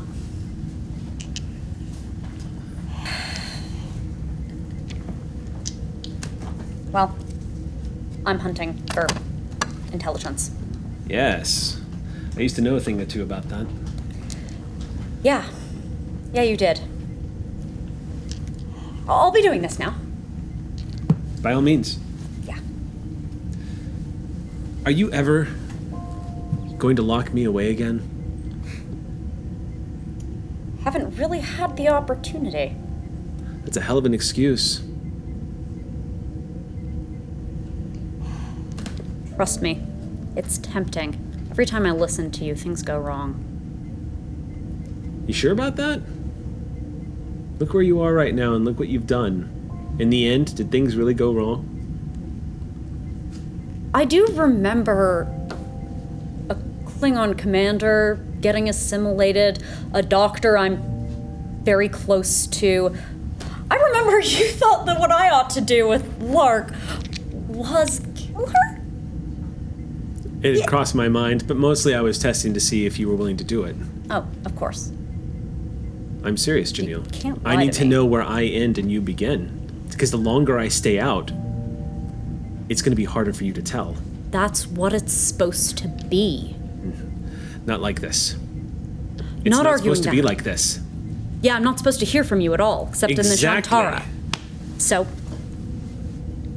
scoot. Make me. Make me go away right now. Can you? You can't. That's not supposed to be possible. In fact, if I wanted to, and he leans in, and Rue, your hand lifts up in front of your face and flexes. Rue, the symbiont, Rue, cannot exist with us like this. You need to think about your future. I don't know how much longer I can stay in the background. Because at some point, the symbiont is going to stop forgetting who is who. You're supposed to be able to access me, Janelle, but I'm not supposed to be a radio that's left on. And you gotta learn how to turn me off, or we are in trouble. Rue is in trouble. I'll leave you to your work. And he's just not there. He's just not there. It's like a bad edit. He's just gone. Commander Rue to Dr. Shishiros. Dr. Shishiros, here. Commander, what's wrong? I was about to investigate those intelligence reports, and I had an unexpected visitor again. On my way. Thank you. A few moments later, you hear the chirping of the doctor at your door. Come in. Hello. Hi. He took control of my hand. That's not in the normal course of things, exactly. No. It's usually when I'm doing things like this. Intelligence. I think of him because he did that, and then he's there. He's not there now, but he was, and You're all right, and you're here. But tell me, it's getting worse. Even he knows it's getting worse, and he has terrible judgment. you have a lot of conversations now? Yeah. He's not nearly as charming an interlocutor as you. We think we have pretty different bedside manners, most likely. Well, I've had the pleasure of meeting him, I can confirm. I need to fix this. I need to make it go away. Rue, I want to do anything I can to help you. But I've never worked with a Trill in this position before. How do we know what... Is this just... Maybe this is your normal. The normal's gonna go downhill fast. Okay. He's taken me over before. Now he can do things even while I'm me. I don't like being out of control. Doctor, if you want to make a medicine check, Yeah. reason medicine, to give you an idea based off of what Rue is describing and what they are experiencing. I'd like to know what the sort of major indicated treatments for, like, symbiotic Yeah. tension or, like, signs of rejection or signs of, Yeah. not symbiotic rejection, but, like, what are the indications? Yeah. that, Have my dice there. Dropping 20 pounds of dice. Do it. Yeah. You want to take another? Yeah. All right. It's a difficult. So difficulty here is going to be 2. Okay. You gonna juice it? Yeah. Yeah, sorry, I borrowed one. No. Didn't even ask this time. It's, I'm the same way with hitting things. reason medicine? Reason medicine. Yep. For the background. Xenobiology will totally come into effect here. This is literally I'm going off the base assumption because I've come to know Dr. Thurlow pretty well now, and I think that she would have absolutely studied up on Trill physiology like crazy when she would realize that she was going to have a Trill commander. Mm-hmm. So, and I've been going back to it especially hard since I found you having the episode right. a few months ago. I totally buy whatever that. was. So go ahead and make your roll. All right. You said difficulty 2? Yep. 3. 3. I'll leave it to you whether or not you tell Rue this. But there have been rare instances where Trills have gone insane because there has been a rejection process. There's never been a documented case where Borg nanites have caused a symbiont to lose its capacity to differentiate between the present lives and past lives. That's never happened before. It's unknown if that's reversible. But, Well, the past cases where people have, for different reasons, started to lose that ability to distinguish. the symbiont was removed from the host. And in 2 of the cases, the host never recovered. In fact, one documented case, the host became catatonic for the rest of their lives. That they lived is kind of amazing. Usually when they're removed, like, we die. It's and that would definitely be in your medical files. Removing a symbiont from a host that it has been embedded with for a certain period of time is a death sentence. Right. 24 to 48 hours usually. Usually, I remember 'cause 72 to 96 or something. I'd have to go back to that a one few time. days. medical We got science that is dead advanced days. enough that it can prolong. But the intended host, the idea was to remove the symbionts and the possibility of either seeing if another symbiont could be put in its place. But that, in the old days, that was quickly learned to be a terrible idea. The mind couldn't take it. It is an ugly medical history of when things go wrong. Does Rue's experience match those cases? And if so, can we definitively determine that the intervention of the Borg nanites is what has caused, no, that's never happened before. How do we know for sure? I know that the heightened You don't know activity for was sure. associated with an unaccustomed signal from the nanites. The running theory from the Starfleet Medical, who conducted the numerous surgeries on Rue, and Janelle, are the ones that basically state that from the moment that happens, and from the triggering events that allowed Dryden to start basically pull a Tyler Durden on them and start taking over when they weren't even aware of it, those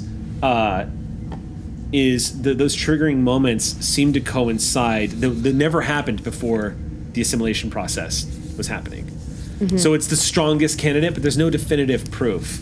The triggering events were all post-assimilation, but do any of my previous cases have to do with... No, Because, well... not Borg events. Is that what you're asking? No, the end of that sentence is, do any of them have to do with... and I guess there's no way the records would reflect this, but your connection with Dryden itself was already exceptional and not the way it's supposed to happen. You're asking if maybe the Trill the Trill Commission was actually responsible for perhaps damaging the symbiont when they repressed Dryden? Or It's a possibility. can I assume... I can't safely assume things will go the same way because so much is different about this case. Do I have any other examples that track with... No, not really. And the only options, we'll just, if you want to spend that one momentum you've got, Yep. the only options really Sorry, to thank find you. out are the quick way, which risks not being as accurate as you need it to be. The quick way is to do a deep scan. The hard way is opening Janelle up, going into that symbiont, and scanning up, basically doing a full diagnostic on the symbiont. Removing the symbiont while Rue would be in Janelle would be in stasis, removing the symbiont and actually doing a full medical scan on it, apart from its host, which would be a very dangerous procedure, and you would have a limited time frame. But it's also a procedure like that would be your best bet in either discovering what's wrong or possibly fixing what is wrong, because it's clear that whatever it is, the damage is with the symbiont.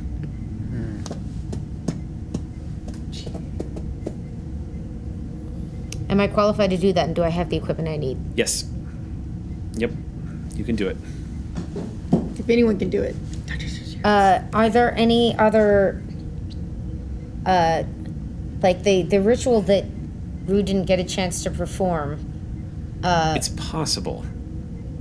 You're asking if that would help here? Yes. Is it sort of medically indicated in weird cases like this? What is it? Not really. Okay. The ritual that the symbionts use, it's essentially the host and the symbiont use that ritual as a way of drawing focus and pulling the memory to the surface. And then it manifests in the mind of the host, like Dryden is, as though they were really there. But what it really is the impression of the personality that has been forever imprinted on the symbiont itself, reenacting itself. Yeah, you need the opposite of that. So in truth, the crazy part is in truth, that was actually, technically, that was Janelle controlling their own hand, but out of control of controlling their own hand. That was the symbiont's memory of Dryden and the impressions, the reenactment of who Dryden was and what Dryden would say and do. That was it visiting itself upon the present host. The line is completely blurred.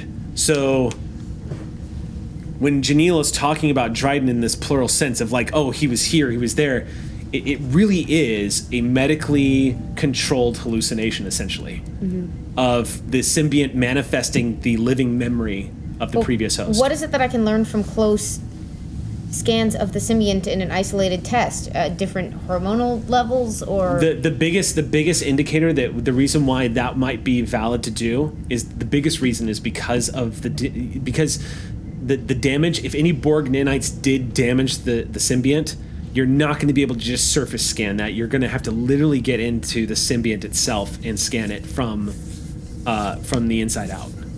So I'm not saying opening the symbiont itself, but it's going to require an advanced medical procedure to actually scan and detect and fix what has happened. You can't. It's not something you can just. It's not. A drug is not going to solve the problem, and a scan is not going to reveal the information you need. The procedure is going to have to be much more intensive because nothing like this has ever happened. but a surgical solution to a psychological issue. You can't think of it like that, though, because it's a psychological issue that's being caused by a living entity inside that has bonded with the brain of... Trilled psychology is physiology, just as it is for all of us, but in an even more literal way. And for a trill, to be one is to be the other. So it's like it's crossing a line that an Andorian or a human can't really truly understand. And in this case, there is an entity inside that is lending itself to the psychoses that is now taking place. And the Rue symbiont is not doing it on purpose. It's literally out of control. It doesn't have the ability to contain that memory right now. And it could be from physical damage that took place during the assimilation process. Or it could be that the Trill Commission fucked up when they repressed Dryden. In which case, Dryden fucked up. So all that goes over my face.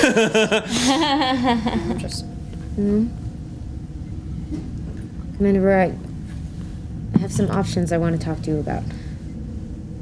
Options are good. Doing things is good. I need more information to find out which of the unusual factors in your brilliantly unusual life might be responsible for leading us to the situation you find yourself in now. any information. What do you need to know? I'll tell you anything. There are two big...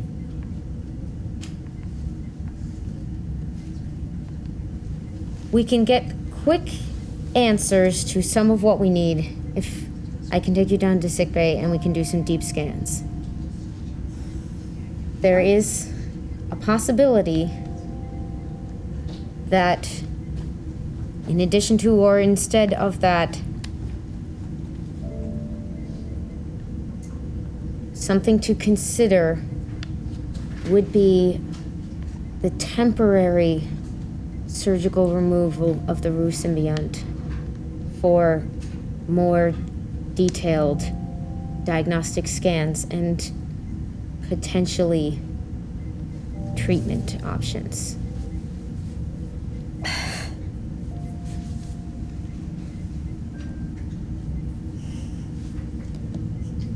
It's not an operation I've performed before. I have surgical training. I would do my best, but there would also be a limit in my ability to consult with you once we were in there, and there are risks. Could you work around the adhesions from the last few? I know you have more competence at this, but this isn't the first time they've gone poking around my belly. I know. Would you actually find anything different? Is there... If I knew what I was likely to find, we wouldn't have to consider it. Doctor,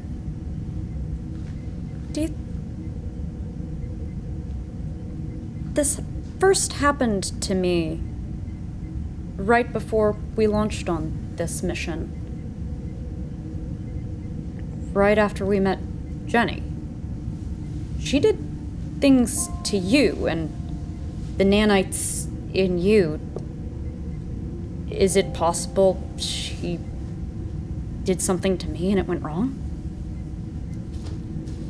There's very little I'm ready to rule out at this stage. But you probably have to cut me open to find it. Make a medicine check. I'm gonna set the difficulty at this at 5. Yep, take one of those. If you love a nah. mystery. Do you want another? I do, actually. I'm gonna pop my value for this. Maybe save the value for when you actually cut them open. Good point. Yeah. Can we take another dice? Do you want 2 dice? I mean, you can take two to get one more dice. Is that all right with y'all? Yeah, that's fine. Because if it's a difficulty. Whether or not I get cut off, it feels relevant to me. Yeah, and this is Here, take one of mine. for folks at home. Subtext in this, text in this scene, but addition, I am not the first person who's like, maybe we can solve this by very invasive ideas. Yeah. It's. Yeah. Yeah. No, that's. Difficulty's 5. Make your roll. I want to say 17. Xenobiology will apply. Yes, it will. This is what you do, Doctor. Oh, this is what you do. Oh, but That was tilted, and I don't know if it counts, and it was cautious, so we'll just re-roll that one. 20, by the way. Yep. But it was slightly Tilted. tilted. It was. If it was D&D, everything that we were facing would be dead. There would just be like a field of dead kobolds and I would be the orcs. hero of the game. Yeah, this would be surgery 17. Wow. Okay. 5. 5 successes. 5 successes. That's our doctor. Do the doctor thing. Something strikes to you. And just in this moment, I am racing through, I know what I'm asking, and I know how it sounds coming out of my mouth, and that I never wanted to have to ask this. That wasn't meant to be out loud, but I've decided it was. Oh, okay. Okay, and then you're going to tell me what I think. There may be a medical possibility that does not involve surgery, that would never have been possible before, except you have medical documentation of the DNA being altered by one Ginny, the repression of the Borg nanites in your own system. and the healing capabilities that it created in the hemoglobin that's flowing through your veins could in fact possibly yield a regenerative quality if further studied. It might actually be an avenue, but it would be highly experimental, and you don't fully know. There's certainly nothing to indicate that it would be harmful. On the contrary, everything that it has indicated from tests and scans would indicate that it actually has regenerative properties on those that it's touched, you being the principal architect of that. It might be possible to synthesize something, or at the very least, if you wanted to run some kind of research, you could conceivably create an experimental treatment with facilities that no other Starfleet officers had at their disposal before. It's entirely possible that what happened to you, for good or bad, Doctor, could be the gateway to a new kind of treatment that previously was beyond the capacity of any Starfleet officer.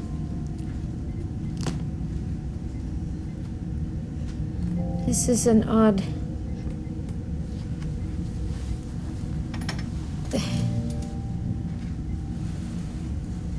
There might be another option, but it would have to be your choice, and I don't know how I want to feel about it. I thought my days of improvising with whatever was handy were behind me. I like controlled conditions. I like predictable results. But if... And quick check, how, medically disbarred forever would I get for doing random human experimentation? Well, it would, out in Not at deep all. It's random space? trill experimentation. Well- It's totally fine. Thank you, yeah. you would have to have patient consent to do an experimental which procedure. is certainly... But in all honesty, all you would really need to do is let Starfleet Medical know what your plans were. Yeah. You just have to talk about the talk about nature Jenny. of the Yeah, you thing. couldn't. Yeah, You- because Jenny's all. If you were going, Founded in the Shackleton? A mysterious timeline doesn't work, does it? to be blunt, Throllo, Yeah. if you were to follow the protocol that was required in order to conduct an experimental procedure on the symbiont, you would have to notify Starfleet Medical, and you'd have to notify the Trill Symbiont Commission, and that would absolutely mean exposing Jenny. It would have to be off the books. There's just no way you would be able to hide, because the moment they found out you were able to reverse assimilation in yourself, the questions would never stop. And then Starfleet intelligence would undoubtedly come knocking on the door again. And not just That would be to reverse the assimilation process in a matter of minutes. The implications of that are mind-blowing.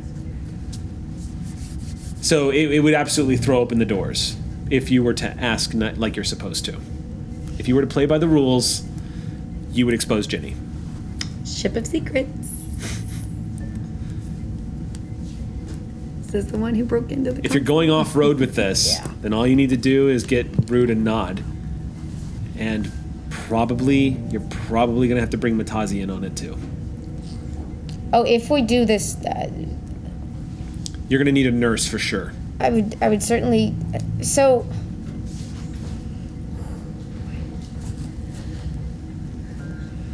I don't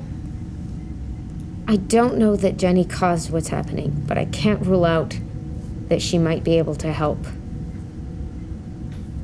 I am in a very unknown tunnel on this one, but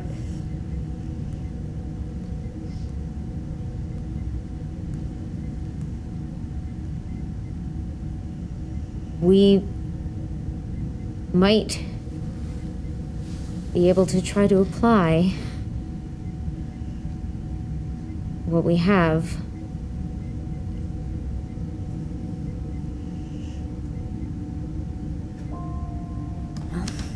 call a doctor, get a medical opinion.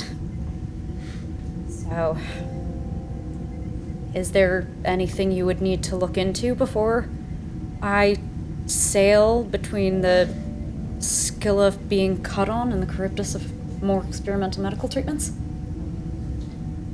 I'd like to try that deep scan first. If Right. and if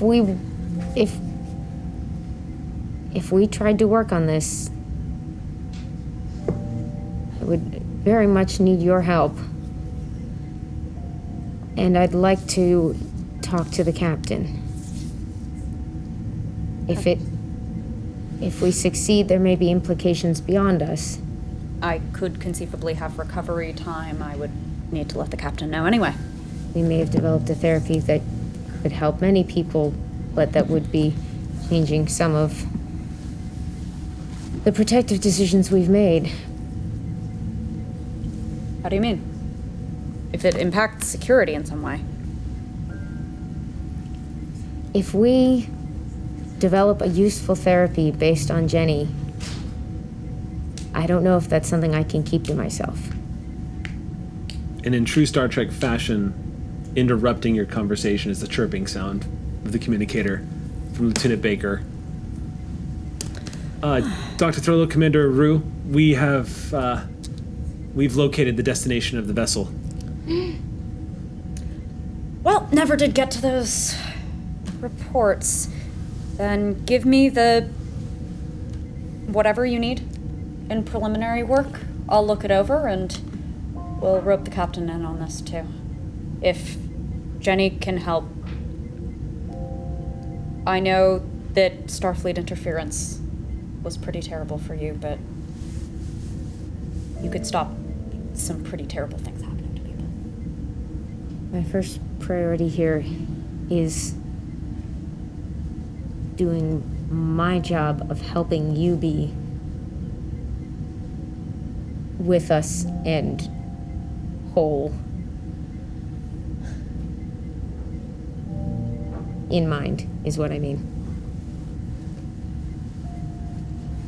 All right. Let's head up to the bridge. Maybe there's something for me to shoot at. When the two of you emerge onto the bridge, you hear Lieutenant Baker following the orders of Martinez as it comes up on screen. But at about that point, you guys come out of warp. And the cells once again fold down. I'm gonna assume we're back to regular alert condition.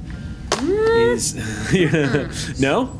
No. What alert are we out at? here? Absolutely Yellow, not. followed a dangerous Stay random yellow? trail until Yes. Yeah, We might be coming up on hostile. Yes. stars know who. I want my shields up. Okay. Be coming up- Romulans out here, man. Could be an Orion slave shuttle that we've already encountered. It's coming out of warp. Immediately on screen, you see the first thing you see are the peppering of ships. Probably maybe about 12 to 13 or so. Oh. All coming and going. I would say about 20,000 kilometers to just dead ahead is a station. Slightly tilted to the side, a very large space station. Does not look Federation at all. This thing looks like a strange sort of amalgamy of technologies put together, but it is essentially this large bulbous station floating in space with docking ports attached to the very ends of it, where you see all manners of all kinds of ships coming and going. Lots of different styled cargo vessels coming and going. And a few of them immediately give the Sally Ride a wide berth. And as soon as you guys come out of warp, you are contacted by station control. Yeah, you're Coming through the speaker, you hear, Federation vessels, state your intentions. Greetings. This is the USS Sally Ride. I'm Captain Rafael Martinez. Who am I speaking with? That does not matter. Why are you here? It may not matter. I was just being friendly. Apologies if that was deemed offensive or Why are you inappropriate. here? We are conducting scientific surveys, as is our mission parameters, and we were following an ion trail of what we thought was a ship that may have needed some help. Stand by. What was your name again? Rafael, who am I speaking with? It doesn't matter. Again, just trying to be friendly. We appreciate the help. Nameless individual. Communication cuts off for a moment. Nothing unusual happening on screen. Ships are coming and going, but it looks like a lot of these vessels have started to maneuver away from the Sally Ride. As In what position tactically? run away. Okay, good. Don't look at Just me. want to Don't double look check at on me. the whole Oh beam flank shit, thing. the fuzz is here, run away, kind of like is what you're getting. Yeah, let's log these coordinates and get them back to Narendra as soon as possible. It's also not it's also Also taking scans of as many of these ships. oh yeah, Yeah, that's and right. let me Yeah. just tell On you, it, you guys are the Captain. most heavily armed vessel Yep. that is flying out of here right now. So a lot of them are just like just the way I like it. Yeah. a few moments pass and you hear Rafael Martinez, Just Raphael is fine. bring your ship into dock. The Unbroken One will speak to you. Thank you. Is this the Unbroken One's secretary? It doesn't matter. Very touchy. And then So. you're cleared for docking base 17. Thank you, nameless individual. Appreciate it. Cuts out. Captain, should I dock? Yeah. A question to be answered when we come back from break. So stay tuned. Random station. I don't know. Stay tuned. We'll be back in about 10 minutes, everybody, and we'll see you then. Station just swallows you. No. The whole station just devours Can you. I Sorry just? about that, guys. I just wreck into it.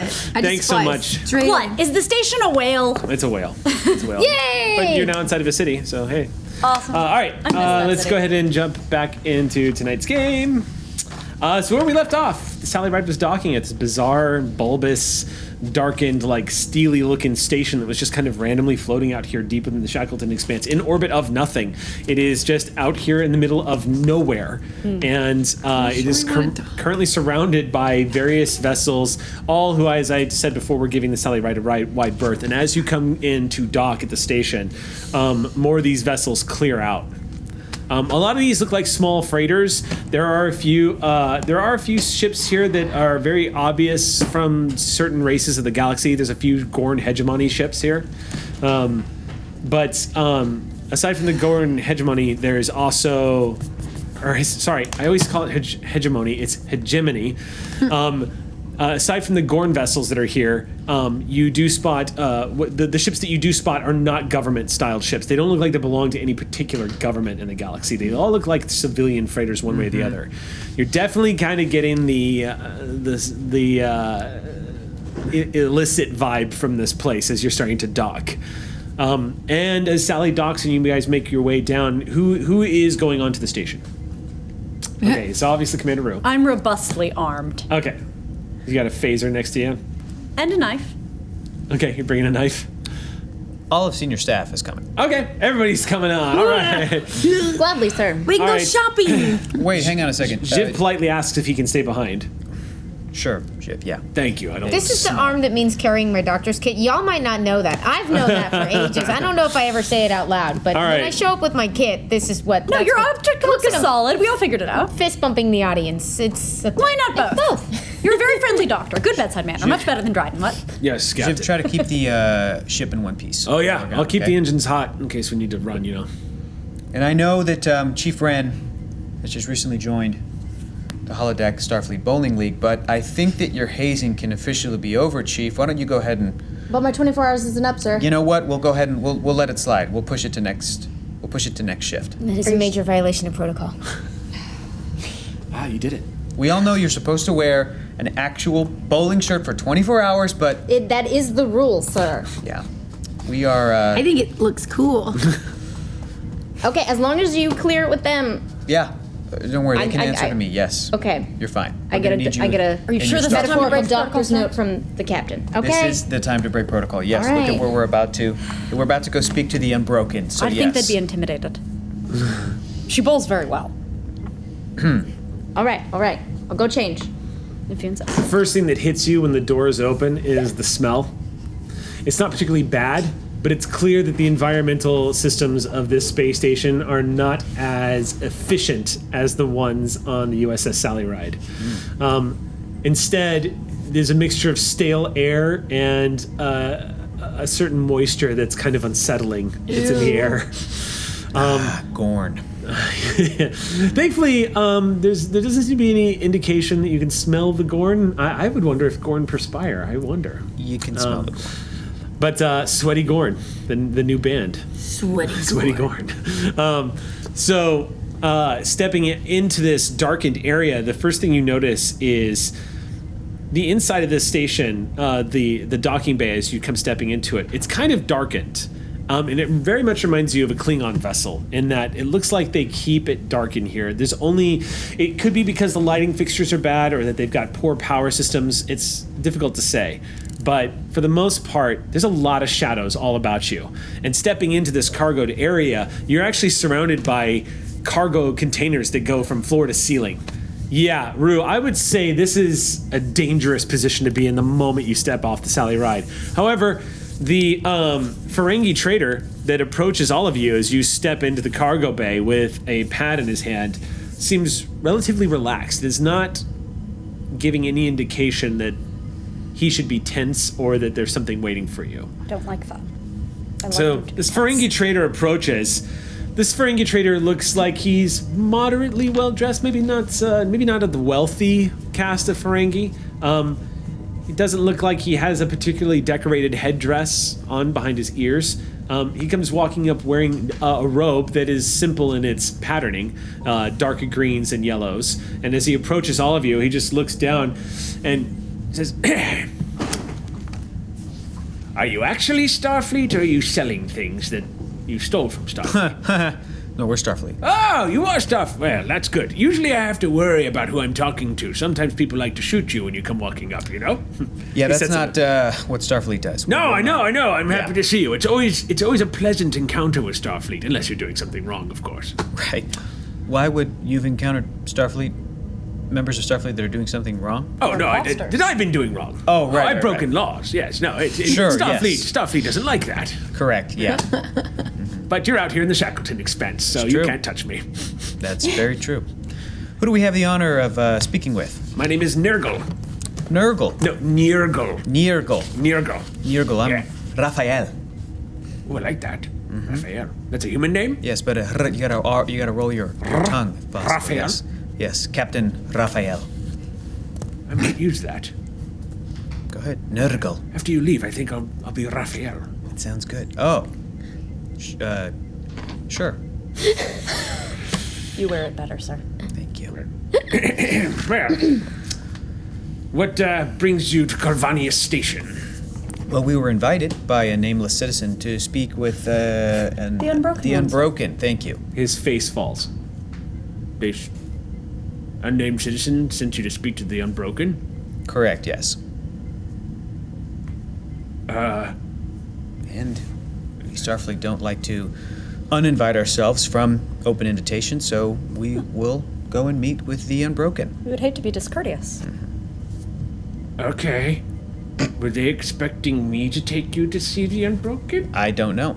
Okay, well, our business here is done. Thank you so much for attending Calvania Station and have a great day. He turns and begins to immediately head out of the room. And unless anyone's stopping him, the door opens and he vanishes down the hall. He was never seen again. Bye, Nurgle. Wow. You do hear footsteps. Raphael. People are probably working in here. You hear coughing, button pushing. It's probably an active cargo bay, just not a lot of visuals. The cargo containers that are stacking to the ceiling have created this unusual sort of labyrinth on left and right sides of you, big enough for people to walk through. It's like walking through Costco. But with worse lighting. Space Costco. Yeah, Space Costco. Are there The cargo bay is not that big either. It's literally just, you're Yeah. in the sort of a labyrinth of cargo containers going to the ceiling. But there is a direct path from where you stand now, the airlock, to the door leading out of the cargo bay. where Nurgle just went through? Nurgle. Fled, yes. Well, then we're going to go ahead and go through that door. Okay, everybody, you know what the plan is. Stick together. What's the plan? Stick to our normal procedure for when we... Land on Smugglers? a random Yes. station? I'm not... Infiltration is not my strong suit. It's not infiltration. Everybody knows that we're here. Okay. Maybe I should have stayed in the bowling uniform. This would have been a great time to go undercover as Andorians. No? Anyone? Okay. Just me? Stick As close you all to move me. forward, the door opens yet again. Stepping around the corner with a Ferengi in her hand, grabbing him by the ears rather roughly. You see he's just like, sorry, I didn't know they were here for you. And she rounds the corner. You see the slender form of a Vulcan in dark blue and purple silks. She has a wicked scar running across the top of her lip that's been peeled up, and it's going back across her temple and up into the sides of her shaved head, where she has a simple ponytail being pulled straight back. Fan art. It is blue. Oh no! It is blue. She comes around the corner with a Mala look in gets her immediately eyes. behind the commander. She looks, with the scarring that she's undergone since the last time you saw her, she looks even more unstable and dangerous than she ever did. On her back, there is some kind of sword. It looks like it's strapped by plates on her shoulder. It looks like this thing doesn't have a strap that goes across its chest. It looks like it's got a clasp, so she just slaps it onto her back and it goes and latches to the back of her body. Difficult to see what it is, but it almost looks like it might have been it looks like it almost looks like a ritualistic Orion dueling blade of some kind. Very similar to Earth scimitars. Do I recognize the blade? No, you've never seen anything like that blade. It's new. There's a blade I haven't met. I'm excited. Yeah. Gotta catch him But up. she, Ferengi typically like it when you touch their ears. Not that She's hard. got this Yeah. one in a grip. And when she sees you, she shoves him violently Too against sensitive. the bulkhead. Too sensitive. The strength of this Vulcan sends this Ferengi crashing. Nirgal crumbles to the ground and just goes, I'm sorry. Nebula, she thank just- you for bringing our... She completely ignores him and just listens to you. I'm sorry, were you saying something? He was going to get you for us. Thank you. Well done. Well done. She smiles at him. Thank you for coming to get me. And he doesn't look at her. He just, you're welcome. It's so good to see you all again. Where's the other one? Where's your science officer? She's feeling a little under the weather. It's good Really? to see you as well. Yes. But she's all right. Yes. Good. She'll be fine. Good. It's good to see you as well. Did you ever get back your blue man? Yes, we did. Thank you. Happy to hear it. Well, I guess it's time to go see the Unbroken one. So you're not the Unbroken one? Oh no. You know who he is. We all know who I'm taking you to see. I'm interested in catching up with you, Captain. I want to hear all about what you've been up to, and I'm sure Zazaret will too. I'll bet. Point of note. Best not to call him the Unbroken one to his face. He doesn't like that name anymore. Okay. It's been a Any while. more? It's been a while since we've seen each other. Lot to catch up on then. Indeed. I'll let him do the talking. Since he's not asked me to kill all of you. There's not really much for me to say. Thank you. You're welcome. Please follow me. Certainly. And she turns on her heel and begins to walk. You move deeper into Is this the one you told me about? Kilvania Station. Yeah, definitely a Vulcan. One of the things you notice too is that scar that's kind of curled her lip a little bit. It looks like it's clipped the tip of her ear too. It just goes. It looks like she took. Here, two things you know about the strike that she took to the side of her head. It looks like it might have been lethal at one point. But the other thing too is the medical technology exists to heal that scar if she wanted to. Yeah. Oh yeah, no, she's surfing looks. She leads you guys see if down this long corridor, and this place, the trash gathers here.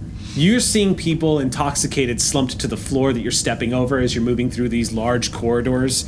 You do occasionally pass a Klingon, probably someone who'd never served in the KDF before. You're passing all sorts of races.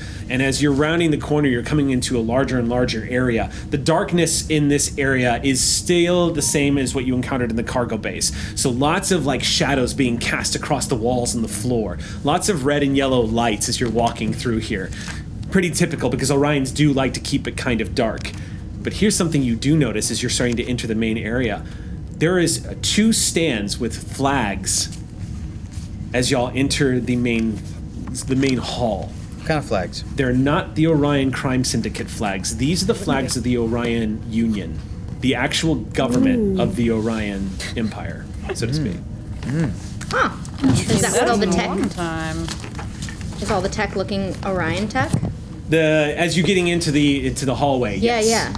So the room is darkened, either by poor lighting fixtures or bad output. You arrive to see that lining the walls of the room, shaped in a similar fashion to a Klingon hall, are creatures of a multitude of races. You see Saurian human, the occasional Romulan, the occasional Klingon, the occasional Gorn, Ferengi, Orion, and the odd Cardassian here and there. You're seeing all sorts of races. None of them look like they're affiliated with their governments. They all are just sort of staring at you. The clothes and symbols that they're wearing do not seem familiar at all. From the laughter and the conversations, as well as the stares you're all getting, the makeup of the individuals surrounding you in these dark shadows, you have no doubt in your mind that you've stepped into the rogue's den. Oh yeah, a more wretched hive. What's more off-putting is you've apparently arrived in time to witness a trial, or more accurately, the beginning of an execution. As you round the corner, sitting up on a high chair, is a darkened figure with a dark, sort of tanned cloak, like it's like I wouldn't call it a robe, but like his face is cloaked. It is the tall form of a well-musculated Orion sitting on a throne, and he is surrounded by a very familiar-looking Gorn and a Ferengi to his other side. The Gorn Koss you immediately recognize because you cannot forget some of his weapons of choice. You'd heard about it once before, and in the Mirror episode it made an appearance, but now you see it strapped to Koss's back is what could accurately be described as a minigun. It looks like a rotating phaser rifle that is probably too heavy for even most Klingons to carry. And this Gorn that towers over everyone has this thing strapped to his back. And Rue, just looking at it, there's a mechanism on the lower side, which means all this Gorn probably needs to do is raise his arm, and this thing will come swinging around to the front when he needs it. Mala, you feel me start to run what feels like numbers. Yeah, in Rue, my head. Tactically right now, Rue, you're walking into the lion's mouth. Yep. There's a lot of things I feel in this room. Yep. No, None of them are clean. On the floor in front of that. this throne, so to speak, you see what looks like a Saurian on his knees. And the Ferengi is stepping forward. The way you know immediately that the thing that's sitting on the throne is Zazrit is because all of you recognize the Ferengi energy whip at his belt that he carried, that apparently his slave master used to use on him. The Ferengi, completely ignoring you all as you enter, says, "Your last words?" And the Saurian says, I don't deal in slaves. I'm a liberator. I was setting them free. I was getting paid to set them free. A wealthy benefactor, I swear. You know that slavery is illegal by order of this council, and now your sentence will be carried out. I grab Mala's hand. And the Ferengi steps aside and says, Please, I swear, I'm on your side. I understand you don't like slavery. I wasn't selling to the Syndicate. You see the Orion on the throne stand up and pull the cloak down, and it is indeed Zazrit, but he does not look like the Zazrit you left behind a year and a half ago. He looks, to those who remember the Mirror episode, your characters never encountered it, but he looks like he did in the Mirror episode. You see Zazrit has now a few gold plates that typically decorate members of the Orion government, but sometimes Syndicate. It is sometimes decorative, and sometimes it is to correct any fractures that have happened, but for the most part, it's used by some of the green-skinned versions of the Orions as decorative or a symbol of rank and status. He has a multitude of golden plates that gleam like latinum in the light that are in his head. There is like an upside-down triangle right above like the center where his third eye would be, so to speak, like in the center of his forehead. There's a few gold plates on the side. There is a wicked scar running from the top of his scalp all the way down to his cheek here, where an eye patch is now covering it. And his makeup he's much more clothed than he used to be. He's wearing this brown looking like jacket that looks kind of similar to the jackets that a 22nd century Federation officer would wear. 23rd century, rather. It looks like, Hector, you might remember this. Remember the jackets that they wore when they were boarding Regula Station? Yeah, they're these sort of brown jackets that are folded open on the side with the big collars off to the side. He has the whip on him. He has 2 blasters at his side. He looks like he is decorated now. And he does not look like the jovial Zazaret you once left behind.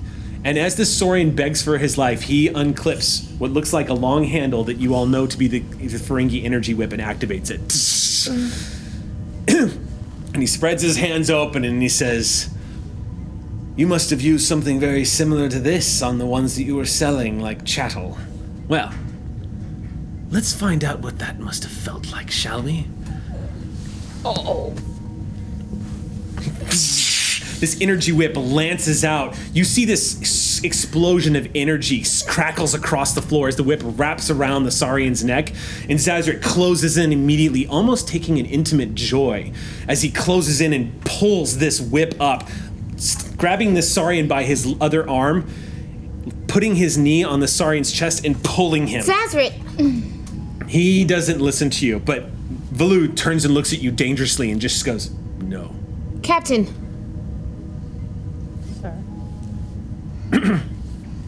This Saurian, you see, and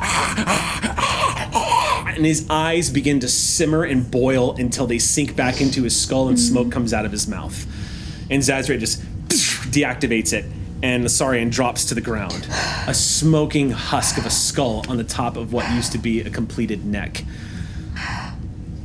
And a few people come by and drag him away. And Zazaret turns to the assembly, not even really looking at all of you, and says, "I have one rule. Slavery is illegal. It's illegal. And the penalty is death. And I will find you. Enjoy your day. This court is over." And he stops and he turns back. Valu smiles and says, "Now you may go." We're just supposed to approach him? Are you asking her? Sure. She says, "You may approach him, yes." Okay. He turns and sits back down on the chair, and then straightens as he sees all of you approaching, and leans in and says, "You've got to be kidding me." We could say the same thing. Hello, Zazaret. Captain. Lieutenant. I imagine that you had proof?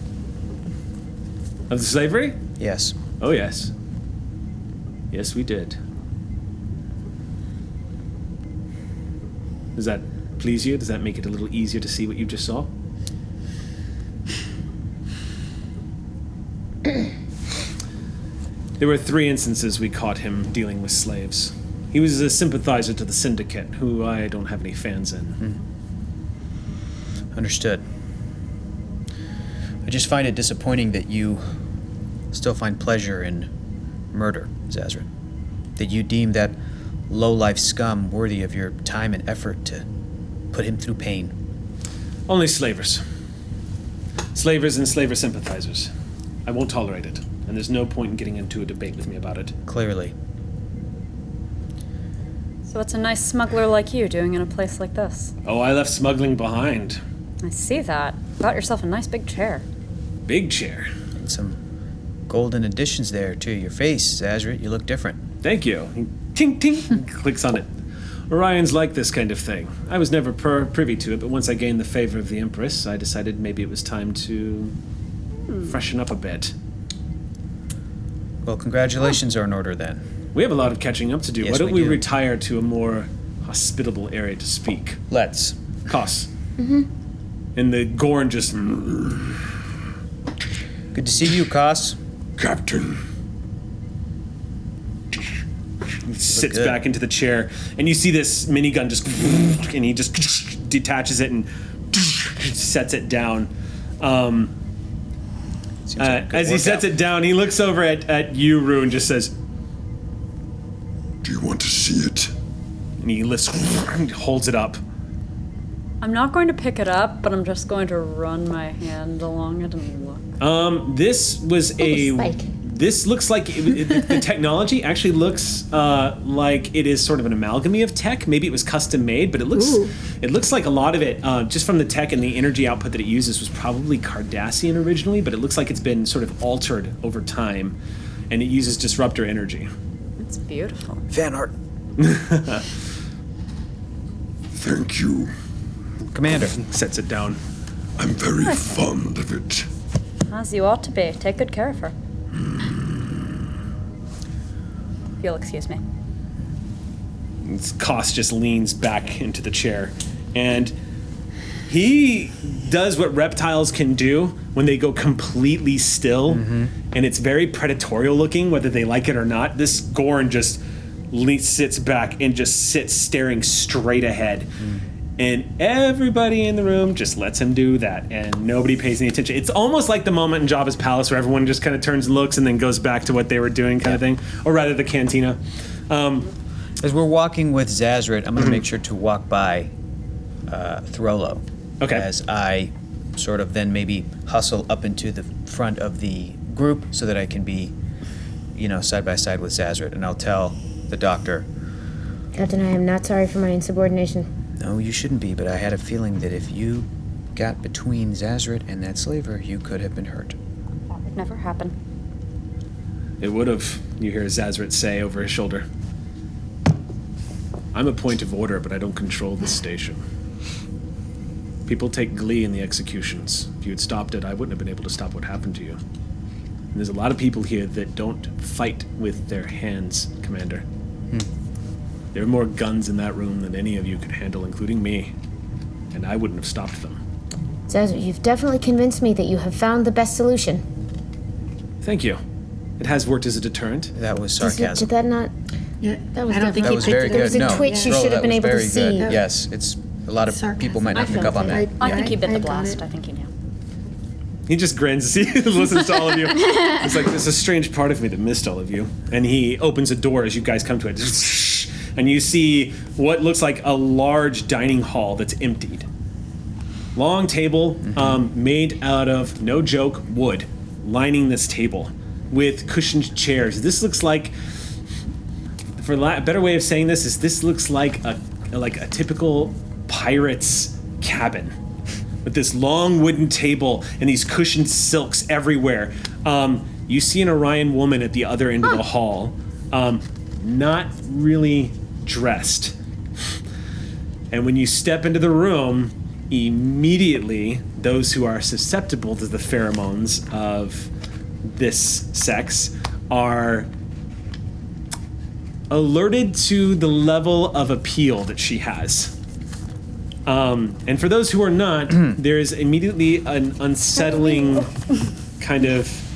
How do, Roll for K. Yeah, for me? that's right. Is it like doubled or is it like it's cool? I feel people all the time. No, this is literally a pheromone. No, that I they know, exude. I know. But how does it interact? But like, What? This is a physical thing, not an emotional thing. Yeah. right. But that's what I mean. Like, am I getting double timed right now? You're kind of getting feeling. You're kind of. There is some. With emotions. Yes, there is a sensuality to her. Yeah. But is she also feeling? Well, you're also that feeling way? everyone's She is feeling. That's what I mean. You're Like, gonna feel am I getting the emotions of her and her pheromones? No, you're getting the pheromones that you're getting. First of all, you don't know you're getting them. You can only just sense. For those who are not susceptible to the pheromones, it really comes off like for Vulcans, it comes off as a headache. Yeah. But it's a discomfort, like a level of just kind of like. These Bajorans? I don't even know. Yes, I mean Yeah. it's so. This is a part where Star Trek lore gets Yeah. kind We of. don't know. With alphabet. This Oh, is the level- is it sexual preference? No, like, or- yeah, if you're gay. I'm Got willing. it. That's what I was confused about. So to answer your question, I'm just gonna go with Confused indeed. it's the pheromones. The pheromones biologically. Yeah. What they do is they kind of activate in those who have a preference. It's kind of Got the way it. I'm leaning. Got it. Do we want to make this easier? Oh. Raise your hand if you're switched on. Come on. Yeah. Okay. I mean, Okay. go for it. I'm 4 out of 5. 4 out of 5 is not bad. No, Doctors you're doing would all say right. that's We'll get there. that's Mark enough is to recommend. confused. Yeah. That's fine. If you know what by I your mean. feelings. So to continue, she is not wearing anything on her top. She is embarrassed. quite languidly just leaning back. She's wearing leather pants and she's barefooted. It looks like she was in the middle of enjoying a smoke as you all enter the room. And Sazrit says, "Please excuse Kia. She is one of my security officers." Key is fine, just where she is. That's Is she fine. cold? Is she in a coat? Lieutenant. Sorry. No, she's not cold, Sage. Why not? Kia, we need the room, if you don't mind. And she stands up and says, "Of course." And she eyes every one of you very slowly I'm uncomfortable. as she walks out, almost like she's seeing who's eyeing her back. And she walks out as is into the hallway. Bye. I feel like she should. When you say that, she stops and turns and looks right back at you, Mala, and smiles. And the door goes, shh. But it was a very predatorial smile. She seems nice. That's word for it. He just says, "Suppose." And he locks the door. Says, "Have a seat. Let's catch up. What brings you to my station? How did you find my station? I'm guessing your ship is really good at sniffing these sorts of things out." Well, yes. We did find your station on purpose, and we need your help, Sazrit. I had a feeling. All right, have a seat. Let's hear the story. Let's exchange tales. What kind of help? What have you been up to for the past year and a half? I heard you got your security officer, your engineer. Is that correct? Yes. Did you finally rescue him? I should have looked over to Chief Wren. Mm-hmm. Yes, we did. Yeah. Good. Did you get your man? Kind of. You don't seem like one for half measures. He's very good at getting away. Huh. Shall I go first then? Please. There. I've regained the favor of the Orion Empress. The Orion Crime Syndicate wants me dead, and Malgog has been all but castrated. I have essentially removed his ability to conduct his operations.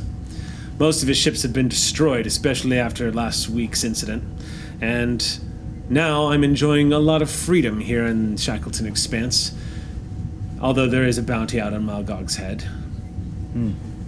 Especially after he's been pulling what he's been pulling, so to speak. What brings you here? What's your story? I guess it's our turn. Let's see, we uncovered a Klingon conspiracy. We were frozen in time for a year. Yeah, that was a bummer. That Yeah. was a big bummer. Big chunk of time there. And we have been tracking down a lead that may end up putting the entire galaxy in danger. What we need your help with, Sazrit, is I'll cut right to the chase. We came across a nebula, and the commander here's got the coordinates if you wanted to share those. I think you already know it, that incident from last week. A few weeks ago, 3 to 4 weeks ago, or 3 weeks, Captain. 3 weeks. Yes, but what was your thing? What nebula? I think it was called the Bruiser. Bruiser Yes. S119363. We called it the Bruiser Nebula. the Yeah. Bruiser. Yeah, Yeah. looks a little different now. Yes, I was there when that happened. So you were there. So Those were Malgog ships? Most of them. His isn't among the debris, unfortunately. Is he in a carrier? No, he doesn't have that kind of resource. You do? No. Who then? Allies of mine. Really? Koss isn't my only friend in the Gorn. Well, I don't know if I'd call them friends, but they owed me. I was so excited for you. Thank you. I do well with the giant lizard creatures. It's a color thing, I think. Green power, that kind of thing. So Makes what sense. else? Well, we were trying to get to the bottom of what happened a few weeks ago. I can tell you the whole story. We'd love to hear it. We laid in wait in the Nebula. We knew Malgog was going to be there. We'd been setting it up for a while now. I've been whittling away at his power base for ages now. And it took a while. But once I gained the favor of the Empress and she saw what he was up to, she saw the light. She began to realize that Malgog's activities and what he was doing was starting to make us vulnerable. And to be honest, and I'll tell you this because we're friends, right? Sure. The Dominion changed everything. Everything. No one was expecting a new player to enter the board, and certainly not wipe the field and create a whole new army. And nobody saw the Cardassian alliance happening. Yeah. The map of the quadrants had begun to change. And suddenly, new opportunities started opening up. And Malgog got a little too ambitious. Started making friends. Started dealing in things that even the Orions, my people, want nothing to do with. Like what? Borg tech, for example. You don't say. As well as more biogenic weapons. And I believe they were even using those subspace bombs of some kind that had been outlawed by the conventions. Malgog just started putting his hands in every single weapon cache he could get his hand on. And it became clear that his endgame was actually becoming the new emperor. He didn't want the Syndicate. He wanted everything. Yeah. And he was about to get it. He's got some unusual weapon that lets him change the shapes of nebulas, for example. So It's a weapon? Every time we even try to engage Malgog's ship, some sort of bizarre anomaly will take place, and it's usually at random. I've lost 8 ships trying to track him down. And the last time I used the last of my battleships, he activated this thing again. I have no idea what it is, but whatever it is, it changes the course of the battle every time he uses it. We're familiar with the gravitic phenomenon he's inciting. It's part of what we've been investigating. We've seen it before. All our bads in one basket. Zazrid, I'm beginning to think that it was fate that we found you in this station. If you believe in that sort of thing. I don't, but you know what? We've seen some shit recently that started to make me think otherwise. Well, you were frozen in time for a year. That's a bragging right, if nothing else. Didn't see anything. We were frozen. Oh, that's a fair point. I don't see much myself these days. Pat says I. But I see enough. So what do you need exactly from me? You just want help hunting down Malgog? Like the old days? Wouldn't say no. Sir? Whatever our previous mission was, it's pretty clear that Malgog has to be stopped. And by the ships that are parked outside, and guessing what you've got at your disposal resources-wise, I think you could use us. You need us. I would say that's accurate. My last encounter with him left him with his ship, and only his ship left. But I'm out. What kind of ship does he have? What's he packing? It's the same ship he's always flown. It's his flagship. I remember that. It's a very comfy brig. I seem to remember that, yes. Yeah. That's that Zazrid, nice hatch on top. That was convenient. Zazrid, I think your luck has just changed. You're back in. I'm back in. Yeah. All right. There's 2 things that the Sally Ride is really good at. Science and fucking kicking ass. He smiles and says, all right. It's not something I expected to come out of your mouth, Martinez. Most I people agree, don't. sir. Most people don't. That's to our benefit. Have you been upgrading your little science vessel? Commander? Never as much as I would like. So you're a warship now? Oh, a science vessel. Very fine science vessel. Well armored. Yes, that was the first thing I listed that we're good at, science. But the second thing? No, I can't resist the opportunity to, antagonize you when you start acting like me. Let's not talk about resistance, shall we? He just rubs his head and says, well, I don't have any ships I can give you, but if there's any help I can render, I will help you if your goal is to take down Malgog once and for all. Yeah. Because as long as he's alive, whatever he's using is going to be a serious danger to all of us. And anyone who's trucking with Borg tech needs to be stopped. Yes. That's a rumor, but... No, it's confirmed. It's enough for us to go after him. You confirmed this? Yes. Tell me the story. I've told you so much of mine. What happened? First things first. Yeah. How fast can we move? How fast can we move? Yeah, go after him. I don't know where he is. I spent 7 months trying to set up that ambush.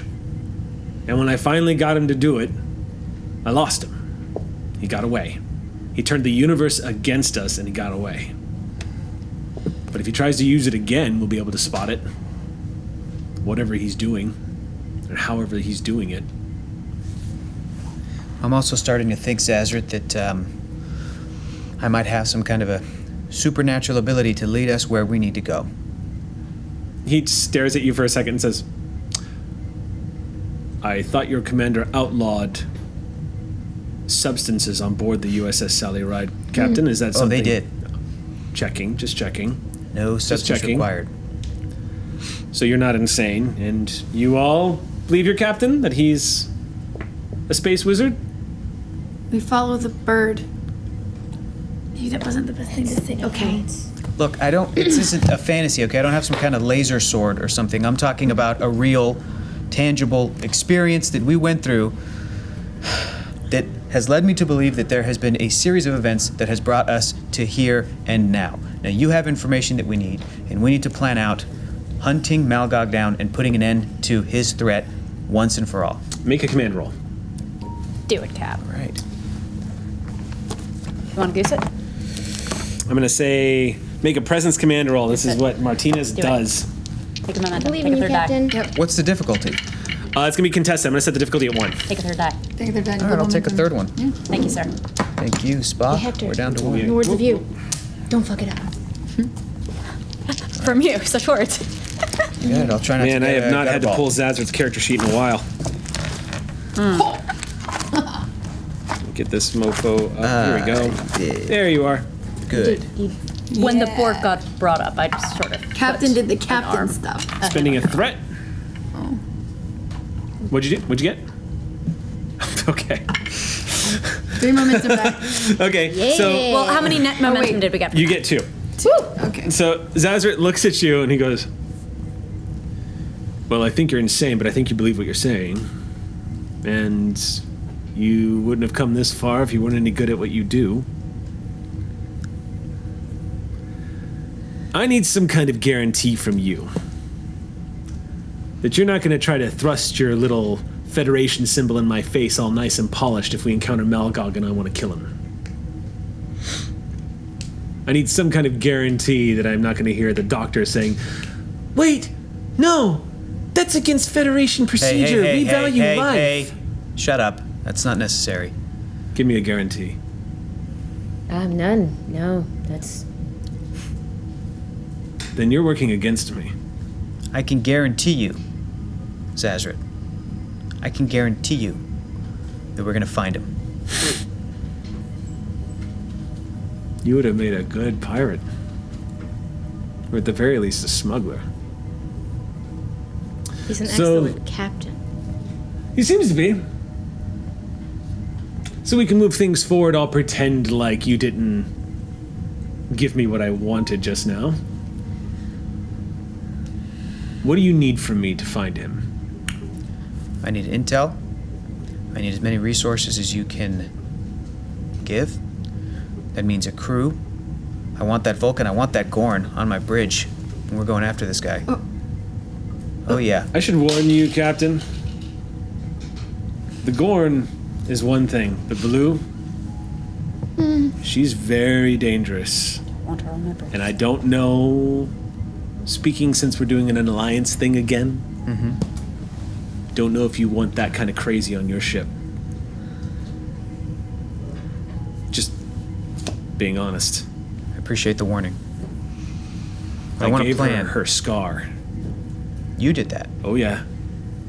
I had to. And then she gave you yours? No, this is from Malgog. Just points at it. What happened? Her second attempt to kill me didn't go as well as she planned. Fool me once. Lucky for us. Why do you keep her around? She's got a lot of friends. Mm-hmm. A lot of friends. A lot of friends that want to kill you?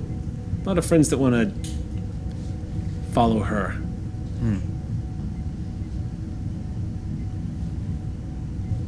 It's a complicated relationship.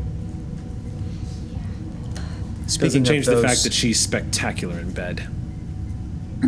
Okay. I'm not gonna lie, I was about to, Ask? no. I was about to say we didn't need that visual, but it's not the worst thing I can imagine. Just be careful with Vulcan women, Captain. Mm-hmm. They can break things with their hands. Yeah, we know. Ow. Speaking of those relationships, those tricky relationships, if you can't provide any ships, what kind of backup can you provide? Well, I do have ships, but it wouldn't be anything like what you're using on the Sally Ride. And it wouldn't be any kind of actual physical backup, but personnel I can supply you. And if you want costs, I'll give you costs. You know what might draw Malgog out, sir? Bait. Yes. Someone Bait. he's very interested in murdering. You're gonna have to be very clever with it then. He just got ambushed once. Malgog's gone to ground now. He's laying very low. I'm sure he'd like vengeance on the one who's ambushed him. He definitely wants to kill me. And I Huh. know that word probably spreads very quickly in this part of the galaxy, but I wonder how much Malgog would anticipate a Federation starship. I didn't anticipate a Federation starship, and I'm twice as smart as that idiot. Exactly. Any of the ships that are docked here now liable to run and tell teacher? Tell Very Malgog that likely. we're here? Mm-hmm. Then we don't have much time, any kind of move we want to make. He'll be expecting us soon enough. Right. During the altercation, was there anything that happened to a ship that would have, I guess, rendered it in some way to not Possible. You're right. You want to know if it has like a gas leak or something? anything? It's entirely possible. That it didn't get damaged very his ship. far? I damaged his ship pretty thoroughly. But the And- truth of the matter is that gravimetric disturbance he caused. We didn't get a good scan on anything after that happened. And you know all the schematics of his ship as well, correct? Not the schematics, but definitely my way around. And I'm willing to bet that we have the most advanced sensors There. within a rock's throw out We here. were there. I but would he's say long so. gone now. But we Mighty could big send- rock. Federation tech is something you don't see on this side of the Shackleton Expanse. There's a lot of Romulans that would pay good money for your ship, Captain, so be careful on this station. Like I said, I govern, but I don't control. Clearly, otherwise your people would introduce themselves on comms. Oh, yeah, Yeah, sorry that was about that. kind of rude. Yeah. if you Yeah. could- I'll have a talk with him. Great. What was his name? Thank you, Doctor. That nameless citizen. What was his name? The one operating the comms? Yeah. Merc. Mark. All right. I like your one rule. If you need some suggestions for others, we can help with that. I'm not going to kill him. I won't hurt him. My one rule applies to slavers and sympathizers of slavers. Sir, it's worth noting that we are obligated to report the locations of known smugglers. Yes, I know. But Naturally, you're out of the smuggling game. I am out of the smuggling game. I'm here as a representative of the Orion interests. And we'll I'm say. sure you would be establishing normalized relations with Narendra if that were the case. Otherwise, I'm sure there's nothing here. I or remember there won't be next correctly- time someone looks. If I remember correctly, Narendra Station is also partly ruled by the Klingon Empire. Is that correct? Yeah, the one right next door with lots of ships. Right. Klingon Empire. They have family that we have crossed paths with a few times that has become kind of known for being a bit duplicitous. I find them quite troublesome myself. We've had encounters with them, and as a result, the Klingon Empire isn't very fond of me or the Orion Union for what we do. Especially because of the title that I was given. It gives me certain freedoms to do as I please to Klingon vessels I encounter out here in Shackleton. Yeah, but you'd have to be able to do it, and you don't have the ships anymore. Not anymore. It's a sad day. Can't be much of a Fuldoshi if you don't have a ship to fly. Such a shame. Well, if we can set a bait trap, we do that. Do you have any ideas? You were so helpful last time. We were One. hunting him. We did find him. One idea.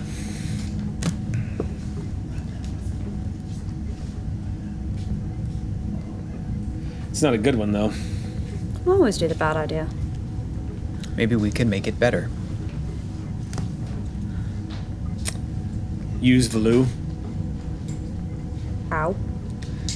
Now, you just warned us against that, so I'm curious, where's this going? Didn't say it was a good idea.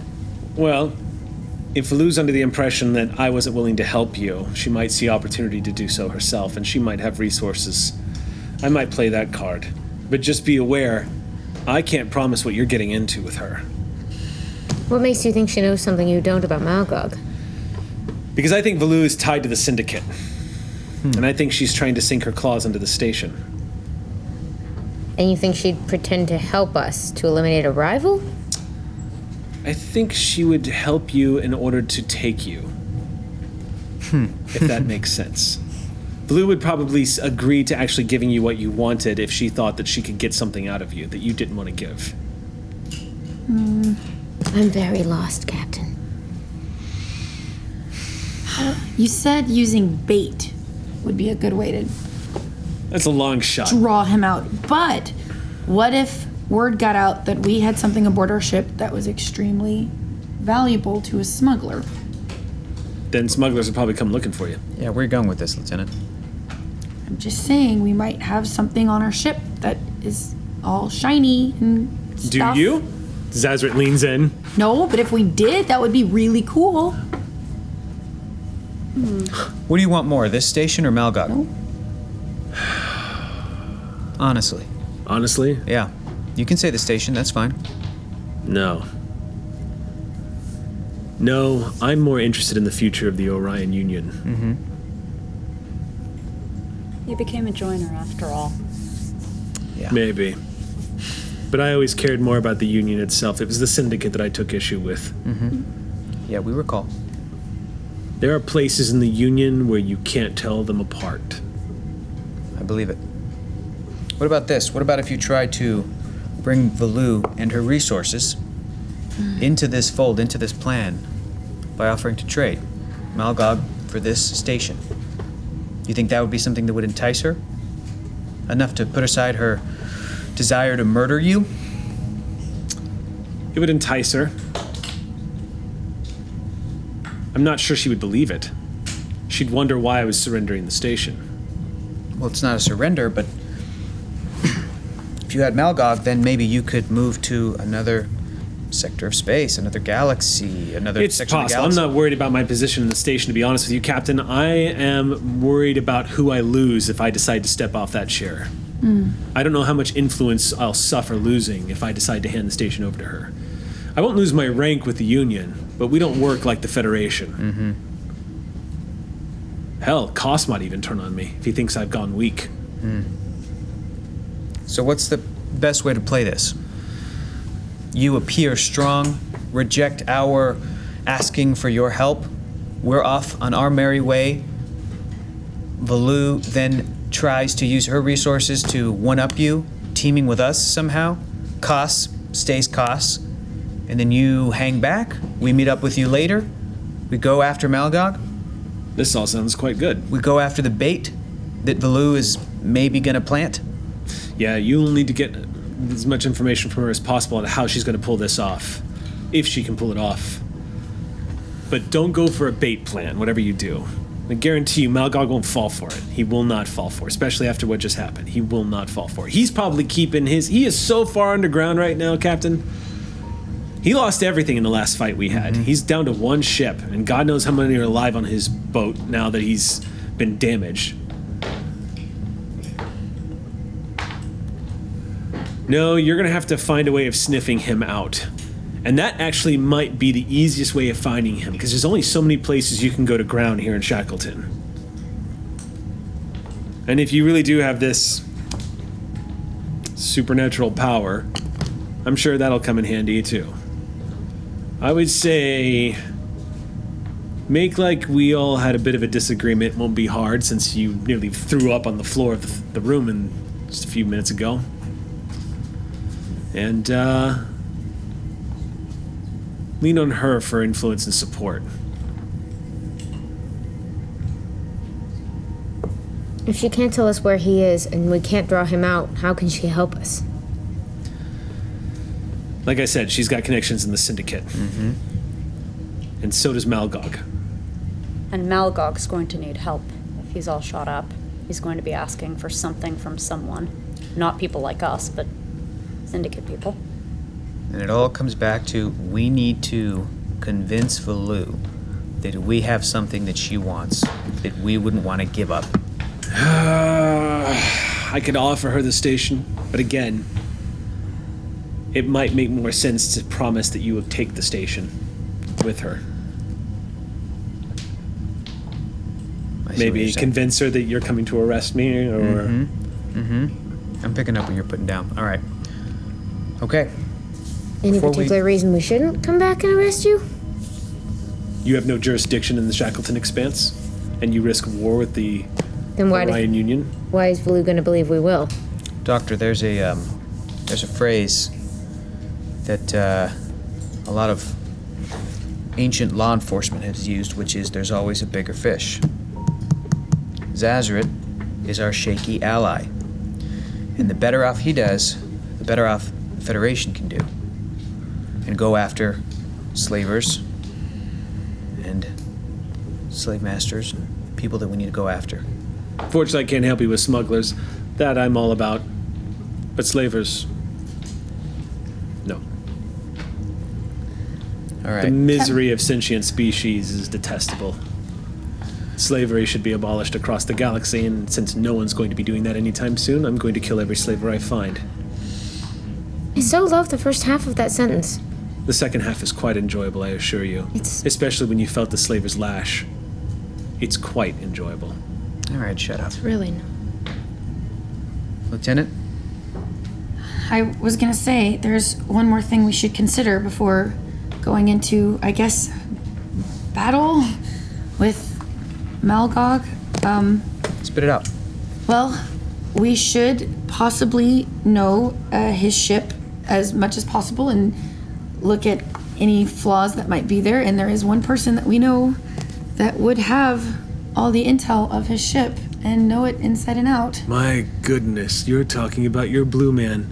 He probably knows the blueprints of Malgog's ship in and out. He was an engineer on that vessel. He would know all the schematics for the shields, for anything we need. We could possibly go in and take him as peacefully as possible and bypass any unnecessary bloodshed by just kind of, Exposing him to his long-standing trauma.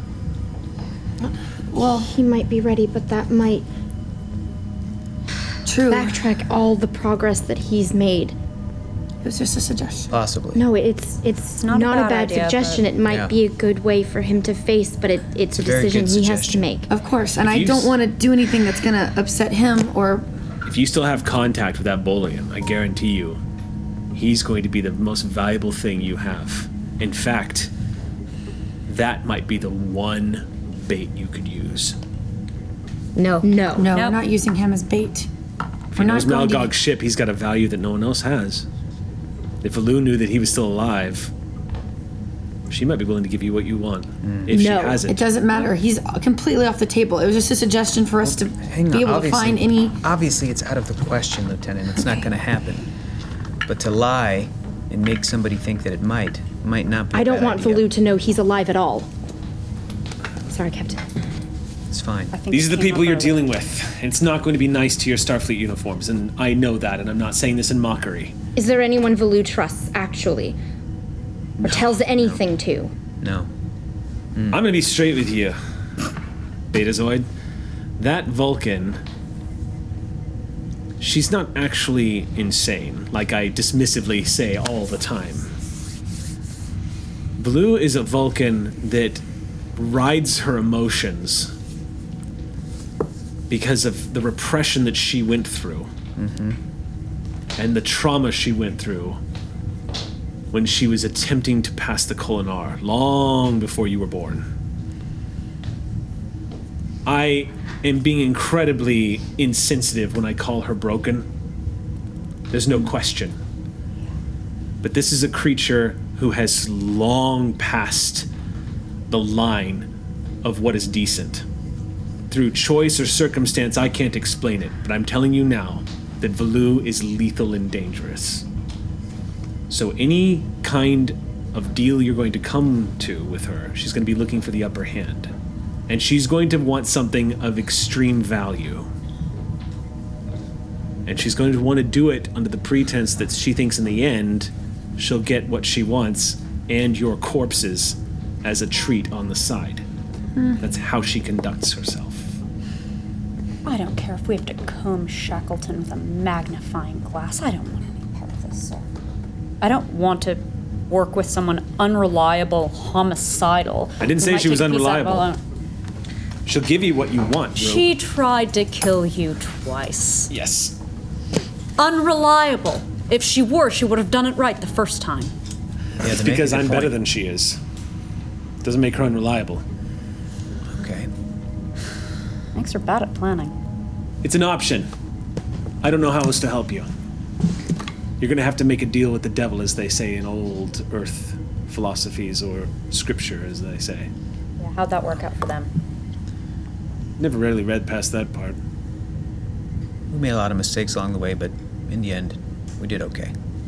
In the end, you did okay. Chief, can we trust him? I know what it's like to be taken from, and Malgog took from me. I don't want him to see anything happen to your engineer. You helped him. Helped us rescue him once, Captain. You'd earn a big friend with the Empress if you helped me with this. Cool.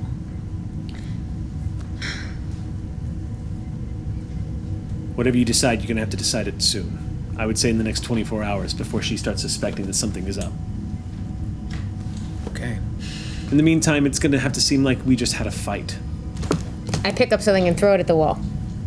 You, you grab the nearest decanter, this empty decanter, just smash it against the wall. And he says, if I was a Klingon, I might find that arousing, but I was thinking more something along the lines of punching you in the face, Captain. No. Not the designated punchy. No one will believe he hit you. No. But they'd believe I hit him. How you feeling? That wouldn't work either. Blue knows how I fight. If you tried to hit me, I'd simply shoot you. I know better than getting a hand-to-hand with you, Commander Rue. And I can hit something from hundreds of yards away with a quick flick of my wrist. Not punching my captain. This just becomes less and less appealing, sir. Gets you what you want, though. Not what we need. Are we still pretending we don't like you? Yeah. Were you pretending? I'm flattered. I just meant it's very easy. Captain, what are we doing? Tell you what, Captain. You can get a swing on me, too, if it makes you feel better. I know you've wanted to for a while. 5 against 1. Yeah. I like put my fist up. All right, everybody, stand down. Stand down. You can take the first swing. Sir! I took a hit from a Vulcan once, and it hurt really bad. I don't hit as strong as Vulcans, but Orions are are stronger than humans. I get up from my chair, and I start walking over towards Zazaret. He stands up and unzips his jacket and takes it off. You see a few of those metal plates have actually been planted on one of his pectoral muscles as well, as he just kind of slides it off and drops it to the floor and cracks his neck. Who's believing that I'm Doctor, I'm gonna need a pain reliever immediately. And by pain reliever, do you mean I should stun him with my phaser? No. Gonna need you to numb this in a second. Yes, sir. Here's the plan. I'm gonna punch you. Right. You're gonna punch me. All right. We're gonna head back to our ship and formulate a plan. Before we leave the room, we're also gonna need a secretive subspace channel that we can reach you at. And don't tell me you don't have one of those, because we know that you do. I do. It's just I'm not 100% sure I trust it. We can make one. If you can make one. Right now I'm going through Rethil, my Ferengi assistant. Mm-hmm. And I'm not 100% sure he's on my side. Nice place you got here. Yeah. It's all right. Then we'll contact you with a secure channel. All right. We'll get the information that we need, if we can get it, from Zadis, and he remains off of the table. Lulu will not know that he is alive, his whereabouts, nothing. Then I wish you luck in coming up with a better option. We'll come up with something. There's always a choice. Can we cut to the climax already? I'm just imagining what this is going to feel like. See, this is your Orion problem, okay? Nobody appreciates My the Orion foreplay. problem? Yes, exactly, yes. You can't sit there and tell me you haven't been dreaming of the day you deck me across the face. I'm not gonna lie, the thoughts crossed my mind. I think we all So what's thought with the about it. foreplay? We've come up with a situation where it's required. None. We're trying to come up... Look, I just want to try to enjoy this, okay? Enjoy it. How much longer I'm gonna get a chance to boom! Left hook. Okay, you pop him right in the face. Instead of going across, you smack him right. He goes, his head jerks back, and he stumbles for a second, and he puts his hand forward. You see this dark green blood pooling in his teeth, That was awesome. and he just goes. All right. Bet you didn't see that coming. I didn't. I was gonna be nice. Yeah. I grab Shashiris' arm because I know that I will want to block this. You don't have to make it nice. Just make it look good. All right. How did that make him feel? Huh? How did that make him A little feel? aroused. A little aroused. At least. Are you talking about the captain or? Whoever wants to give it to me. Aroused? What do you feel? In all honesty, from Zazrit, you feel almost the same sort of. It's difficult. It's difficult to make a distinction between the two. So the closest description would feel like a bond, like some kind of bonding moment. Oh no, you're married. Like getting decked by the captain was finally like they've passed a cornerstone in their friendship as frenemies. Face. Zazrit, there's also a sense of pride. Yeah. Like he's happy for the captain. Like you get this. Mala smiling and then it's like, oh no.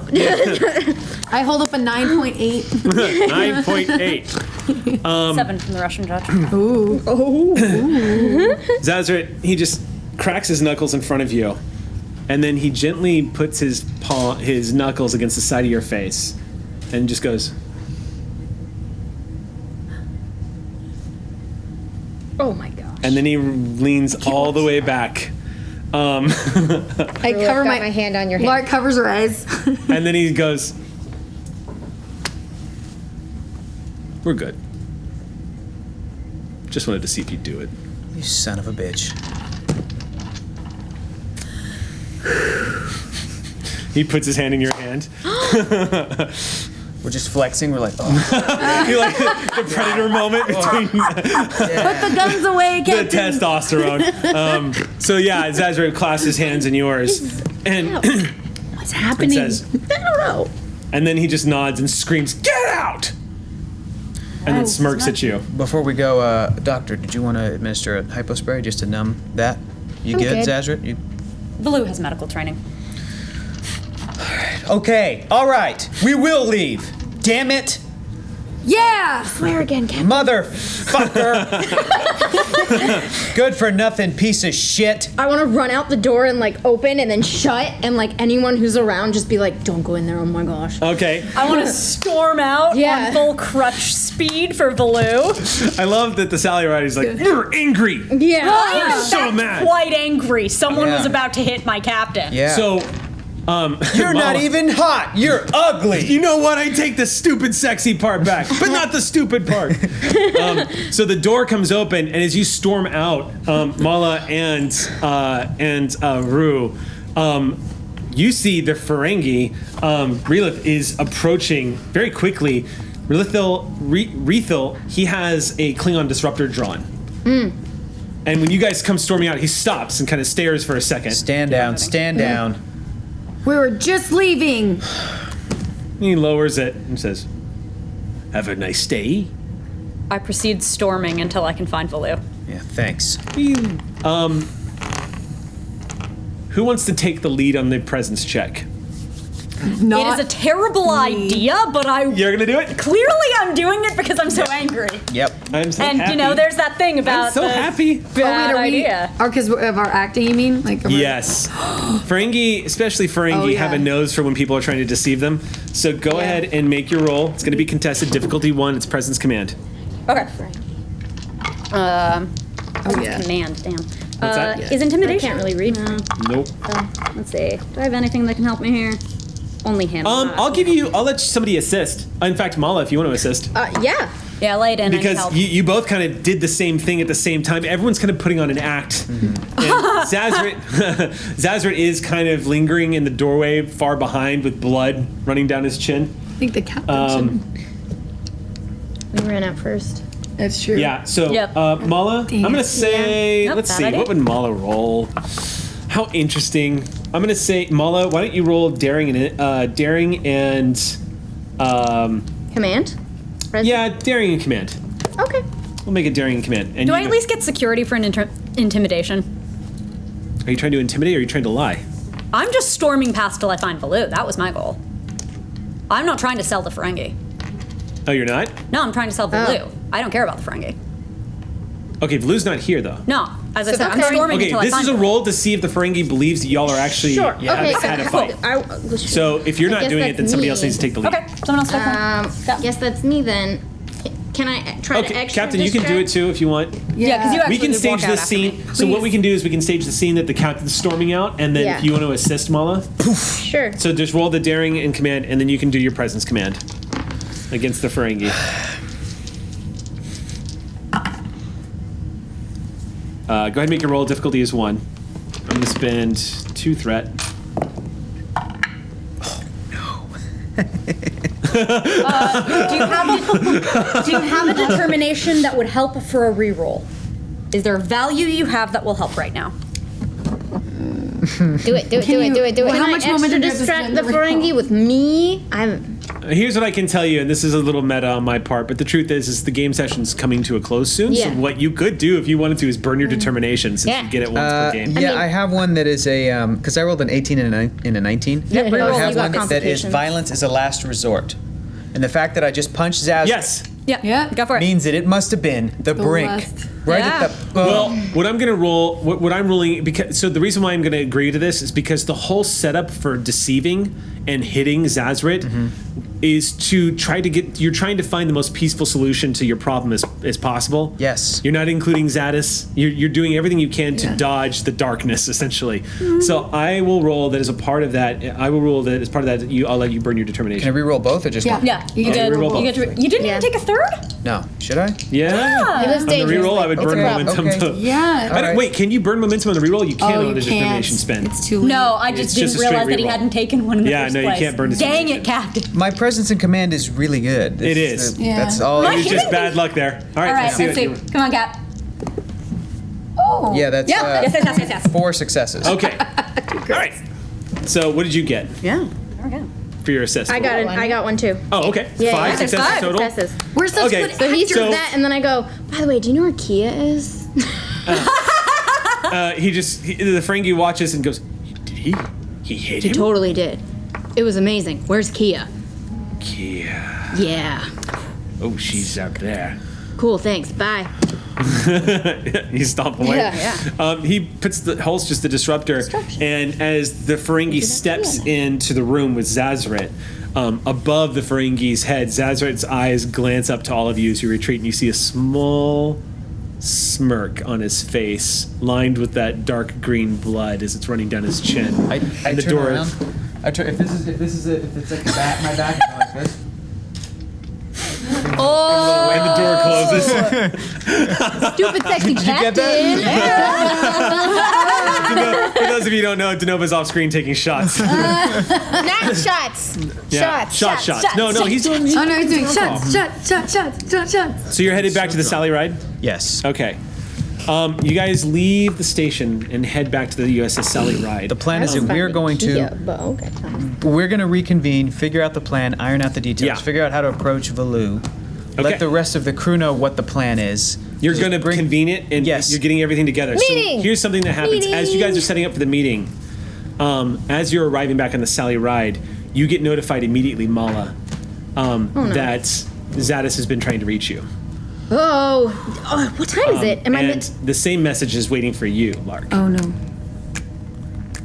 He would be getting close to the end of his duty shift at That was Narendra. just flavor of when our scheduled time to Yeah. call. Yep. But when you you have get a the message from scheduled when you get the message, like the computer wall units, when you get the message as you're walking back on the Yeah. Sally Ride, it just says Private message? Is it coded? it's addressed to both of you. Oh. It says, Mala, Lark, I've got news. Contact me as soon as you can. Zadis. And that's where we have to stop the game tonight, unfortunately, because we are right at it. Are we all related?